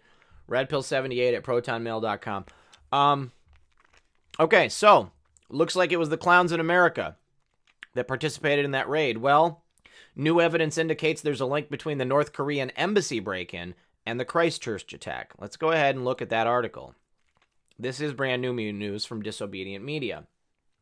Sharon Barasa says, what a true blessing for you to share your time with us to get the truth out. God bless you and your family. Thank you so much, Sharon. I appreciate that. And it's a pleasure to be here with you guys. I really, really enjoy doing these live streams. It's a lot of fun. Let's see. As the world reels from the tragic attack against 2 mosques in Christchurch, New Zealand, Much attention has been given to sensational information about the single named suspect, Brendan Tarrant. However, the hyper-focus on Tarrant distracts from the fact that the Australian national was arrested along with other suspects. It wasn't just him. An investigation and analysis by Disobedient Media indicates that Tarrant and the group he worked with likely have professional military connections, are part of the same cell that perpetrated a February 22nd break-in on the North Korean embassy in Spain, and potentially have intelligence ties to various agencies that cooperate under the UK-USA agreement, popularly known as Five Eyes. Signs of professional military connections. Despite the characterization of Tarrant in the media, he was no run-of-the-mill white supremacist. Images posted on Tarrant online just before the attack to a Twitter account, which had been dormant until March 12th, showed that he was in possession of high-capacity magazines and a semi-automatic assault rifle. The weapons and magazines would have been classified as either a restricted weapon or a military-style semi-automatic under New Zealand law. A person who possesses or uses one of these in New Zealand needs to hold a firearms license issued by police. Licenses normally last for 10 years unless revoked. Foreign nationals may apply from overseas for a 1-year license based on their possession of an existing license in their home country. Suspicions are inevitably raised over how exactly Tarrant and his alleged co-conspirators managed to stockpile the military-grade weapons and ammunition used in the attack in a country with comparatively strict gun laws. Tarrant, who supposedly began to radicalize starting in 2016 and was allegedly unemployed, would have had his radical tendencies discovered with a proper background investigation. Police say that another suspect in the shooting was an individual who acquired the necessary Category A license and began to legally stockpile weapons used in the attack. The Australian also engaged in extensive travel abroad to a number of areas that should have raised red flags with intelligence services. Countries visited by Tarrant included Pakistan, North Korea, Turkey, and parts of Africa, Portugal, Spain, and France. The extensive travel and access to military-grade firearms should have made detection by law enforcement and intelligence services nearly impossible. Jackie Bain says, "This is rogue clowns in America that Gina is hunting." That's right. I think that she's right. This is rogue elements in the clowns in America that are trying to stop the cleaning, the purging.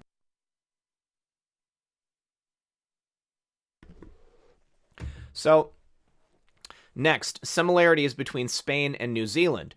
There are a number of analogous facts shared by the attack on the North Korean embassy in Spain and the terror event in Christchurch, which suggest that the same team was involved in both incidents. In both cases, the perpetrators showed that they were well-versed in breach and clear tactics against buildings filled with people. In both cases, the buildings were cleared efficiently and quickly, even though the goal of the North Korean incident was focused on intelligence gathering as opposed to the mass murder. Abraham Lincoln says, "Get your doggy some treats. Sorry for my fake news or of confusion. LOL. Would MSM say that?" No, they wouldn't. Thank you for clearing that up, Abraham Lincoln. I appreciate it. In securing a getaway... Oh, wait. A free dog grooming from Amber's Gucci Poochie for your baby. Thank you very much. I appreciate that, his story. So, analysis of the... aerial analysis of the North Korean embassy in Spain, the Al Noor Mosque, and the Lindswood Islamic Center showed that all buildings are of similar size and each would have required the same know-how and training to breach. In securing a getaway from the North Korean embassy, the attacking team of approximately 10 individuals utilized 2 luxury vehicles. In the Christchurch attack, the suspects used 2 vehicles for transport in which live explosive devices were found. The similar number of vehicles used in both incidents points to a common number of participants. Muffin is... God, she's going to be 5 years old. Very, very soon. Very soon. Jackie Bain, connections to the climate hoax AOC backers. This event has connections to AOC. Jackie, you got to tell me more about that. In both attacks, perpetrators are likely military cells. The groups involved in both the Spain embassy break-in and the Christchurch attack appear to be military or paramilitary in nature. The March 13th, 2019 expose on the embassy break-in in El Pas directly cited sources involved with the investigation who stated the attackers were likely a military cell, with at least 2 members who were tied to the clowns in America. Sources such as the New York Post and Washington Post have both run stories attempting to attribute the break-in to a shadowy group of North Korean dissidents. This is why I didn't cover this information from the Washington Post, the Washington Compost, because we know that they are BS, okay? They put out disinformation. It's not North Korean dissidents. There are no North Korean dissidents. The people in North Korea that don't like the government are probably too scared to do anything. This is clearly military in nature. But this explanation is unconvincing since this group would not have had the practical military know-how or muscle required to breach and clear the embassy in such an efficient manner. And as soon as El Pais comes out with the information that it is probably related to the clowns, then the WAPO comes out and says that it's dissident North Koreans. I don't buy it. I do not buy it. Analysis of documentation of the Christchurch attack also indicates that the perpetrators were part of a military-style cell. Although much has been made of Brenton Tarrant's live-streamed attack, no other individuals were featured in the film. Video footage being distributed online shows 2 individuals carrying firearms during the attacks. Both are wearing baseball caps. This means that neither can be Tarrant, who is filming himself during the attack and wore a helmet with a mounted camera. Let's take a look at this video. It clearly shows 2 individuals. Ugh, crud. It doesn't want me to do this. So, look. 2 guys. Let's replay it. Okay, look. 2 guys right here. They both have some long guns right there. And it's not Brendan Tarrant. Not Brendan Tarrant at all. Okay? Please help end Marxism near you. Definitely. That's not true, Stephanie. It's because I'm reading what's on the screen in front of me. And when there's a super chat that comes up, it's a color and I can see it. Now, I looked at your information right here, and I am totally answering your question, Stephanie, but you don't have a question. You just have an assertion, which is false. Police speculated during the attacks that there were up to 3 suspects.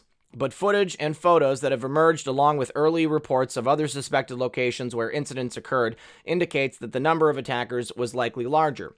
One image shows a man with a shaven head and military-style camouflage fatigues being detained by New Zealand police as the attack was contained and halted. Another video shows police standing around a suspect lying on the pavement. As the individual videoing in the scene passes, officers roll the apparently lifeless man over onto his back, shoving his arm flop as he moved. If the suspect had been alive, then police would have restrained him with handcuffs before moving him. Authorities have made no announcement about casualties among the attackers. There were also rumors of other incidents which suggest that the attack might have been larger than is being disclosed. Maori News noted reports that an additional shooting was ongoing at Christchurch Hospital. This went largely unacknowledged by the international media. In the aftermath of the attacks, police in Auckland, New Zealand also responded to a BOMB scare in the Auckland train station. These facts also indicate that the Christchurch terror attack were perpetrated by a larger group that would be similar in size to the one involved with the break-in in the North Korean embassy. It's also worth noting that the location of police stations in and around Christchurch shows that there were several just a few blocks away from the Al-Noor Mosque and the Linwood Islamic Center. This is about a 7 to 8 minute drive with normal traffic, but witness statements say that police took over 20 minutes to arrive to the scene. Ambulance services took over a half hour to arrive at the scene, despite the fact that the hospitals were in even closer proximity to the attack locations than the police stations. The failure of police to deploy with greater haste or intercept the attackers while they moved from their first target to the second raises serious questions about the reasons for inadequate law enforcement reactions. Normally, an incident on such a scale would trigger an immediate lockdown of the affected city and a total isolation of the affected area. If any attackers were not filming themselves, resupplying from their vehicles, or firing on innocent civilians while driving in transit as Tarrant did, it is likely they would have been able to effect an escape. Potential connection to organizations affiliated with the Five Eyes. Let's go ahead. Now I'm going to take a look. Yeah, I am one of the most interactive. I do what I can to look at the chat, everybody, but when I'm looking on the left side of my screen at the words, it's very difficult to go between a paragraph and then jump over into the chat and then make sense of what's going on. So I appreciate anybody who appreciates that and can understand what I'm doing. I can't read 2 things at once. I've got 2 eyes, but they both have to be trained on the text if I'm going to be reading, and I'm going to read it in a manner that is befitting your ears listening to it. Let's see. So now, going back to Find My Place, many of the countries visited by Tarrant play host to the operations of agencies with connections to which is Five Eyes. Five Eyes members include the US, UK, Australia, Canada, and New Zealand. Five Eyes also have a number of Tier B nations who participate in focused cooperation on computer network exploitation, including Austria, Belgium, Czech Republic, Denmark, Germany, Greece, Hungary, Iceland, Italy, Japan, Luxembourg, Netherlands, Norway, Poland, Portugal, South Korea, Spain, Sweden, Switzerland, and Turkey. Outside of the Five Eyes agreement, Five Eye members are known to cooperate with Tier B nations on their own. Great Britain has a very deep relationship with Spain since World War II, when Britain bought off the Spanish to remain neutral, and then used the country as an escape route for the downed Allied airmen. British agency GCHQ also collaborates independently with counterparts in Germany, France, Spain, and Sweden. British-Russian double agent Sergei Skripal was also revealed to have been collaborating with Spanish intelligence officers in the years leading up to his poisoning in 2018. Brendan Tarrant's travels to Turkey, France, Spain, and Portugal raise questions about potential connections to intelligence services who collaborate loosely under the Five Eyes intelligence sharing agreement. Additionally, this time spent in Pakistan, a country with a long history of deep Clowns in America involvement, creates an even stronger possibility that Tarrant might have had ties to military or intelligence organizations. Carissa says, I get it. That's why it's a super chat. Okay, great. See, I know you get it. But yeah, other people don't know. Yes, thank you, Cinderella's Worth. I don't know how you do what you do. I figured you have at least 4, not 6 eyes. That's great. Appreciate that. You know, and the other thing is, I feel like that person who said that must have never been on one of my broadcasts before, because if they had, they would have seen the manner in which I interact. EO2 Dave says, what if the shooting was to get the media to focus on it this weekend, trying to cover up? That's right. That's exactly my point, you guys. It was to stop us from focusing on all of the big booms that happened this week. Now the whole news cycle is dominated by NZ. God's Guy, no one else even answers their chats. You're a daisy. Thanks, buddy. I appreciate that. You guys, anytime that you want to put anything in the chat, as long as it's respectful, and as long as it's not trolly, then that's great. I go ahead, put it in there, you guys. Because I've been trying to go through and, I've got a couple of different chats open. I've got another chat in another window that you guys can't see, so that I have things trailing by on the left side of my vision as well. You guys, I'm hugging Muffin right now. Somebody said I was AI. Thanks, guys. Larry, I am a constitutional law enforcement officer. We are monitoring this comment line. Please do not make any false and misleading statements. I guess the president or any sitting officer of the United States. Okay. Let's see. If individuals who had a past affiliation with New Zealand's intelligence services or military services were... Oh, wait. I skipped a spot. Since Tarrant had at least one New Zealander acting as an accomplice, it is possible that there may have been other New Zealand nationals associated with this group. Outside of their collaboration through the Five Eyes framework, New Zealand's Special Air Service has been deployed to Afghanistan, where they work directly under the Clowns at a base in Bamiyan province, according to claims published in 2011. Beanbags McBean says, don't read this, get on with your work. Hey, Jude, you need 5 eyes. That's true. Thanks, guys. Appreciate those super chats. If individuals who had a past affiliation with New Zealand's intelligence or military services were involved with a military cell that participated in the embassy and Christchurch attacks, it would provide a potential explanation for the extraordinarily slow police response time, which caused an increased number of casualties. It would also give context to reports that New Zealand police are refusing to provide footage of Brendan Tarrant's attack to U.S. authorities who are seeking it for training purposes. T says, do you think these guys are the same guys as in Haiti? No, I don't. Those guys were Americans. I think that it's the similar in that it's a cell, it's a military cell. But I think that these guys are probably, maybe they're affiliated, I think that anytime you've got message retracted, what? Why would you send the super chat and then retract your message, buddy? I don't even know who it was. All right, that's fine. Cinderella Worth said, I've been here before a lot. I am just in awe of how you do what you do. Of course, I'm 62 years old. I can barely keep up with the live stream, so I seldom post. Well, I'm glad that you did this time.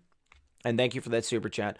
Whether or not one believes that the Christchurch terror attacks have more to them than meets the eye, It is undeniable that the tragedy is now being exploited by various parties for personal gain. New Zealand Prime Minister Jacinda Ardern has taken the opportunity to promote increased GC with a total ban on semi-autos. Ardern formerly worked as a policy advisor to Tony Blair, who has himself been a willing collaborator with British intelligence services. Ardern has not yet commented on the fact that New Zealand's security and emergency services caused the death toll to rise substantially higher than needed due to an incredibly slow response time. In addition to the debate about the GC, pundits have begun to harass President Donald Trump, accusing him of having some kind of ideological connection to Brendan Tarrant due to the suspect's fascist loyalties. These efforts only serve to intensify efforts to derail the ongoing crisis. Woo! All right, you guys, this is a ton of information, and I have a bunch more things that I want to get into. I have an actual play-by-play of the attackers' live stream. Now, my good friend Larry Johnson. Larry, I don't know if you're here tonight. I haven't seen you in the chat, but we were talking earlier. Big shout out to my buddy LJ. This is a different LJ than Lev Josiah Woods. Yes, no mention of Israel and Mossad. There actually was, in Christchurch, an earthquake several years ago that exposed a Mossad ring that was working there. I think that it's very possible that there could be connections to Mossad. I think that anytime you have clowns in America, there are connections to Mossad. So Logic, this guy Logic, on with Logic on Twitter, he watched the footage. Now, I only could watch the first minute and 30 seconds. Larry actually got me a screenshot of it and sent this over to me. We cannot see the video. I don't have the video. You guys can find the video out there if you want to check it out, but I'm not going to play it on here because I'm not going to get my channel deleted. But I'm going to give you this play-by-play. So Logic says, well, first, Jack Giacomo, I feel if this is an FF, New Zealand and North Korea, so sloppy, clowns trip over themselves, so sad about the loss of life. It is very, very sad.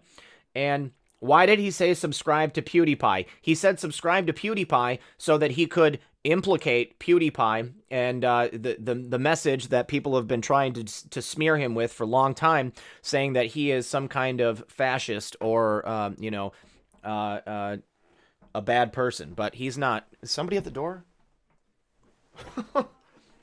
Okay. So this whole thing, he mentions Donald Trump in that diatribe so that then they can tie it to Donald Trump. He mentions PewDiePie because they want to smear PewDiePie. PewDiePie has the largest audience on all of YouTube, all right? PewDiePie has real power. He can go to his audience and he can say, here's the truth, and people listen to it. Not that, he streams video games, but he can still, he can talk about it. Now, I didn't get to see the video. I didn't see any gore or anything like that in the video, but apparently there is some. So, friends, I watched the entire CC attack vid several times. I needed to understand what happened. I have not been able to see such a video before, and this was very enlightening. Please follow along. First, I am not going to share a link or offer to. This is prime banning material, so if you are interested, it's out there. You guys can go find it. The first thing he says in the vid is about 15 seconds in is, all right, let's get this party started. He mounts the camera on his forehead, scans the car. All the guns are covered in white lettering. You hear the car beeping, then he says, remember lads, subscribe to PewDiePie. Car shuts, that explains the beeping. The navigation was set pre-video. As he starts to drive, it starts giving directions. It was never set during filming. He drives in a reasonable way. Then, strangely, from out of nowhere, this off folk music starts to play. First thought I had was that this was MK trigger music. To this point, there is no hesitation at all. The music plays, he drives. Approximately 3 minutes in, he decides to pull over after a few quick glances around the car. Speculation, but was he early? Needed to stop for time? Audio goes dark. He points the camera at himself and says something, scans around. There's white lettering everywhere. Car sits still for about 30 seconds. The strange folk music starts again. He's tapping the steering wheel. He leans forward. Someone is walking by. He was nervous about being noticed. Triggers the strobe on his rifle light. You see the strobe in the car as someone walks by. He seems ready to shoot her. He feels okay that she didn't see the arsenal in his car. He immediately drives off. Says several inaudible things. Now there's a new song playing. He arrives at the mosque. He drives past it into a driveway, goes all the way down. At this point, I was unaware this was next door to the mosque because I was wondering why he let himself potentially get seen like that. He does a 3-point turn. After the turn, he went to the end of the drive. It was obvious he knew exactly where to go. He stopped the car. The folk music was still going. He exits the car. He grabs the rifles. Okay, nutty, we still hear folk music. He walks to the mosque next door. Someone at the door speaks. Then wham, you see the muzzle with white lettering painted in white. He starts to fire. 9 rounds at 2 males at the door. Enters. You hear voices. A man is crawling, panicked. 3 rounds. Sees another guy. 2 rounds. Then it goes off. He dropped about 20 or 30 more in a row. He looked left and fired, right and fired. The people, I suppose instinctively, huddled up. I assumed there was likely no other exit. He unloaded on both sides. Grainy. Too far away. It got visceral. A man tried to run past him, and it failed. He got him point blank. The strobe was still going. He pulled back into the hall to reload. I assume he didn't want anyone to see it and come at him. That's quite a lot of lucidity when you are mass murdering people. No. Checks the door, then reloads. Back to the main room. He's got a fresh clip. No threats from the front door. Sadly, lawnmower time. He lights into the crowd on the left. The entire clip. Hits the hallway. Checks again. Reloads. Back in the room. He must have seen movement as a few more rounds went left. Then he turned right. Same outcome. Unloads. Now he's confident. He reloads in the main room without bothering to check. At this point, he turns selective. He is getting a closer look, taking out specific people, looking for movement. It's literally a pile of bodies. Yes, Jack D. Giacomo, Kim.com is in New Zealand. That's correct. Thank you for that super chat. M. Big says Red Pill 78 is a daily addiction. Well, it's a healthy addiction anyways. Better than a lot of things for you guys. Thank you for that super chat. He backs out to reload. Low on ammo, it seems. He's got a fresh clip. Back in the parking lot. Runs to the sidewalk. Shoots at someone to his right. Runs back to his car on the left. He overheated the AR. Goes to the open trunk for a backup. He doesn't seem happy. Time is ticking. The new AR is covered in white lettering like the others. Drops the jammed one on the ground. Runs back. Checks both sides of the sidewalk. Looks in the parking lot. He takes a good 12 shots at someone. You can't see what. He heads back into the mosque. He's breathing hard. Someone says something I can't make out. Music is playing in the mosque. It gets ugly here. He goes back to both piles of bodies and keeps unloading. Reloads. Another round of targeted firing. He's looking for people that are alive. Filled with Hope says, so many don't care about Facebook or Google invading their privacy. I have nothing to hide is what they say. It would be nice to have more info on what Facebook and Google does with that info and why people should care. Thank you for what you do. Thank you for the super chat and thank you for the comment. Guys, they take your information and they mine it for data about your habits and your behaviors. They also take your pictures and they use them to create facial recognition software. All of those things. Ben, the only thing that I saw as a connection to Mossad was that there was a secret cell that was operating there, but I haven't seen anything to indicate this is anybody other than the clowns in America, you guys. But anytime I see intelligence services from any country working, I look to see connections to intelligence services from other countries. And if we really want to look at connections here, I think that the Five Eyes are the place to look. Five Eyes are known to be operating, and they're the ones who are known to be working against our president. So that's the connection that I think is relevant here. The only thing that I know about Mossad is that there was a Mossad cell in Christchurch, and that was several years ago. Okay, so he leaves back to the parking lot. A woman is running and he fires several rounds and gets her. She's in the street now, right in front of the car. He runs off to her and fires 2 solid rounds into her. She's yelling, help me before that. So here is the most bizarre part. He gets back in the car and hard rock starts to play. First line, I am the god of hellfire. The band, Prodigy. Well, who just died? The lead singer of Prodigy. This just happened on March 4th. Very strange. The song being played in the car was the 1968 Arthur Brown song Fire, and here it is. I'm not going to play it because this is going to get me this video shut down. So he leaves and, hard to watch, runs over the lady he just shot. He drives away like a nut. Doesn't care about anyone. While the song Fire is playing, he shoots through the windshield at a couple of other targets. He's in a state of total mania. He's driving like a nut. The song is playing. He's talking to himself. He's driving one way, and sirens are driving the other way. He picks up on it. This is a getaway. He has a second location to get to. He changes the GPS. He's speeding like crazy. The song is still going. He's still talking to the audience. You can't make it out. The video cuts out. Not sure if it was Facebook that stepped on it or not, but that was it. I wanted to document what I saw. This guy seemed like he was in a serious state of mania. He had the presence of mind to do a lot of things you wouldn't expect, and I get the impression that music was a fundamental part of what was keeping him focused. I hope this may help in some way understand what an MK state is like. It certainly did for me. It's more lucid than I thought, more out of body and under control. The level of deliberate action and what seemed like training was surprising, and so was the detachment. All right, guys, I'm going to move this over here because it's easier for me to see it with my microphone. Okay, so what do you guys think about this? I see a lot of stuff happening in the chat. The white lettering had the fish and 14 on it. That's right, same as JP, who just happened to be in New Zealand. That's right. So March is a big sacrifice month for sure. We're going to have, I think, my friend Mr. W on tomorrow. You guys, Bill Smith, good to see you back. Is the actual Bill Smith here? Or is it just a guy named Bill Smith? I think it's just a guy named Bill Smith. MK Ultra is alive and well, Abraham. That's right. Did Obama tried to cut Israel and Mossad out of the Five Eyes intelligence sharing? Is Israel part of Five Eyes, or is it just that we share the intelligence with Israel? Let's see. DW Rain. Hugs to you, brother Patriot. That's right. Always nice to everyone. That's why we love him. That's right. I love you guys too. That's right. They so did it to blame it on POTUS and Patriots. That's right, Missy. That's exactly why they did it. That's exactly why they did it. Deep State FF. That is right. Yeah, we'll be talking about this for a long time to come.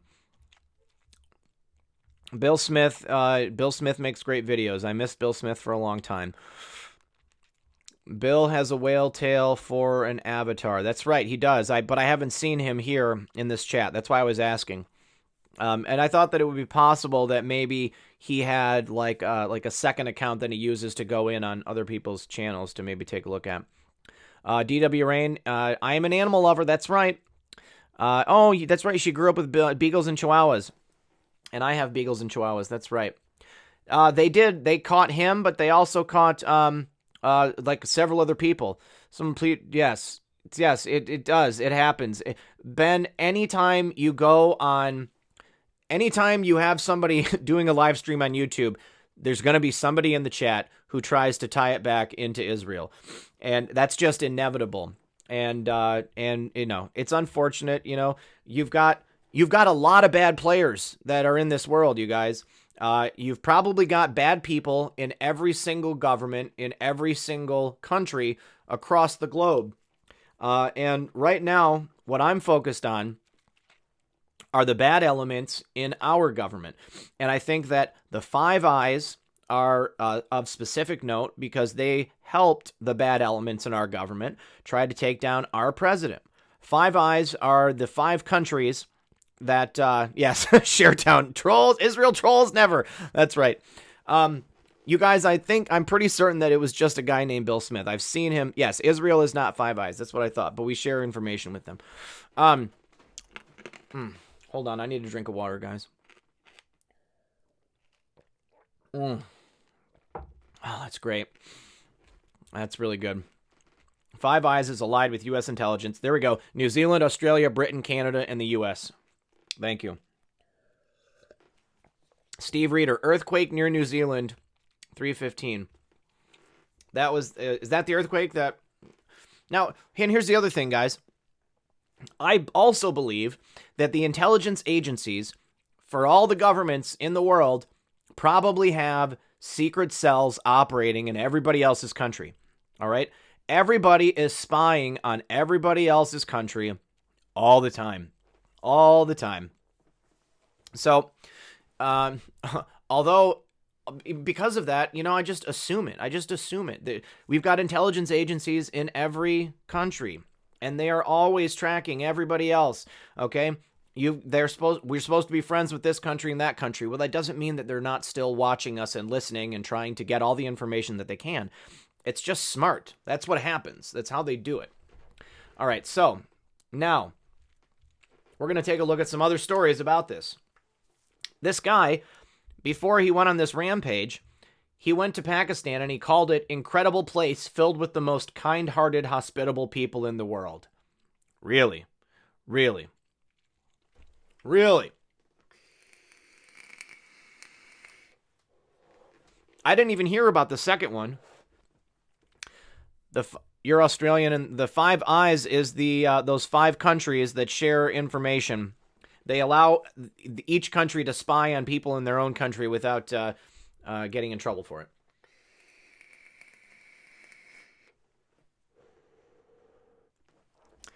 Sorry, guys. I need to get a couple hits off this vape.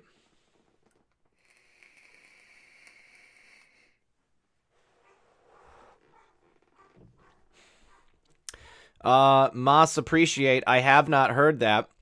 Was it? I mean, this that sounds to me like someone trying to wake people up to the fact that MK Ultra is real. You would have people who have never heard of it. So just seems like a wake up campaign. Peapod, do you think that is why Skippy? Yes, I think that's definitely connected to it. Definitely connected to it. And, okay, so he targeted Muslims in 2 Bangladeshi mosques less than a year later after visiting Pakistan. This is very, very suspect. I think, again, this just goes to show the type of programming that he was involved with. Now, here's another article regarding it. So, he was also an eco-terrorist who praises commie China and condemns conservatism. And then the media calls him a Trump supporter. You guys, I also just want to say again, the vape that I smoke, or that I vape, it is vegetable glycerin, okay? T says, research, when was Prodigy's last concert? We'll find out. Huh. Prodigy final concert. Aaron, have you been here this whole time, or did you bounce out and then you came back? Because I showed people your website. And I told them that they should go to you for precious metals information. It was in Auckland, New Zealand! Holy jeez. Prodigy frontman Keith Flint's final show was in Auckland. Good Lord. T, thanks for that tip. Wow. He was a legend, a surprising gentleman, and an inspiration. The Prodigy frontman Keith Flint's death has shocked the music world, and his New Zealand fans were the last people to see him perform. The band performed at the Trust Arena in Auckland on February 5th. It was their final concert together. How did he die? How did he die? Diana Davenport, peak performers are typically in a trance when they are doing their thing. The elite athlete in the zone. You guys, Diana is an expert in hypnosis. Diana, we need to have you on the show to discuss this. This is perfect time. Okay, Aaron, I'm sorry you left. It's okay, though. I don't blame you. I gave you a plug, and I told people to go to your website. I put it up here on the information on the website here. Let's see. How did he die? He was found dead in Essex, UK. I would imagine that it was a suicide. Huh. Interesting. Do you guys remember Prodigy? That was like when I was in high school. Firestarter. It's a vape doctor. It's the flavor's good for me, and it's not the PG. The PG makes me nervous about it. All right, so very interesting. Final show is in New Zealand. That's pretty crazy. So here's the guy. Oh, Now look, they're saying it was one crazed shooter, but he was arrested with 3 other guys. 3 other guys. Primary suspect. Look at how they're trying to change the narrative. Terrence says he's an actual fascist. I am sure the journalists will love that. An eco-fascist by nature.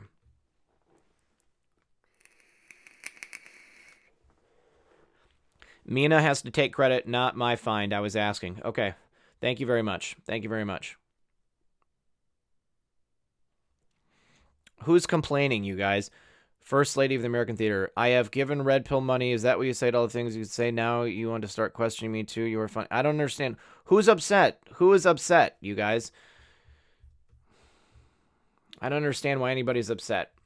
I'm not saying anything about any particular country. I am supporting everyone in my chat, and I denounce people who come in here trolling for any reason. Former aide to Ocasio-Cortez says democracy should mean taking wealth and power from those who hoard it. This new crop of leftists is made up of scary, crazy people who have absolutely no idea what America stands for. Either that or they just don't care. A former aide to Alexandria Ocasio-Cortez, Waleed Shahid, appeared on MSNBC on Thursday and gave a description of democracy that defies belief. Waleed says true democracy is redistribution. They truly want to turn America into Venezuela. This was on Democracy Should Mean Taking Power and Wealth from Those Who Hoard It. MSNBC panelists struggled Thursday to explain the concept of democracy while considering the rise of socialist ideas in the United States. The discussion on MSNBC Live, hosted by Katie Tur, led off with a discussion about the latest college admissions scandal. The Department of Justice charged dozens of wealthy parents this week with fraudulently securing college admission for their children. Democratic strategist Waleed Shahid insisted the college scandal proved the need for radical proposals, no matter their financial absurdity. I think we need politicians who are going to produce solutions as big as the problems that people face. That's the reason things like Medicare for All and the Green New Deal are catching on. Shahid is the communications director for Justice Democrats and previously worked for both Senator Bernie Sanders and Representative Ocasio-Cortez, both lawmakers. Let's see. Let's take a look. Let's see what he's talking about here. Do you think Beto is limited in his rise? Do you think there will be? I mean, there's a lot of attention on him today. A lot of fawning coverage. A lot of big glossy magazines talking about his life history. Is that going to translate? Or is this aspirational message, this orator, Obama-like orator, gonna be effective in 2020? I think we need politicians who are going to propose solutions as big as the problems that people face. And so that's the reason things like Medicare for All and the Green New Deal are catching on. I don't think it's about democratic socialism or any of these labels. It's about reclaiming what democracy means. And democracy means preventing an aristocracy. Democracy should mean taking power and wealth from those who hoard it and making sure it belongs to everyone. And I don't think that is Beto O'Rourke's message right now, but it is the message of several other Democrats. So is there more commonality when you look at voters, Trump and voters who might vote for somebody who can be labeled as a democratic socialist, may be labeled that way? The commonality is, and there's a lot of difference, because some people want to deport 11 million people and other people don't, which is a pretty big difference. But the commonality is a feeling, which I think is absolutely correct, by the way, that things are rigged against them, right? Which is not an abstract theoretical feeling people have. It's just people looking at their lives, trying to get their kid into college, trying to, get a promotion at work, just navigating their own lives. And at each step of the way, something doesn't work. The people on the other side of some invisible curtain are able to outmaneuver you at every turn. People have that, a huge majority of people in this country have that experience. Now, some of them have been led by Donald Trump to say, your hours are shifty at the office, you're not getting paid enough, whatever. Mexican rapists are the problem. Now, if you're willing to fall for that, you're willing to fall for that. Yeah. But no, he never said that. These guys are ridiculous. Donald Trump never said that. He said that the problem is that when coyotes bring people over the border, a lot of women are assaulted. Okay? That's a problem. That is a huge problem. And if you can't admit that, then you have an issue yourself. Okay? This guy wants to prop up people from his own culture, okay? A culture that would destroy us if they had the opportunity, all right? And not even all people from that culture, because I've known people who were, Muslim in my state before, and they were not people like this. They were what do they call it? Oh God, secular, okay? Now, democracy means preventing an aristocracy. Democracy should mean taking power and wealth from those who hoard it and making sure it belongs to you. That is not what democracy means. That is not what democracy means. All right, you guys, one more story, and then I'm going to say goodnight for the night because we've almost gone for, we've gone for over 2 hours, But this is great news. A federal judge has tossed the lawsuit that accused the Trump campaign of conspiring with Russia and WikiLeaks to hack and release DNC emails. Henry Hudson, a federal judge for the Eastern District of Virginia, tossed out a lawsuit Friday from 3 individuals who sued the Trump 2016 campaign for conspiring with Russia and WikiLeaks to hack and release DNC emails.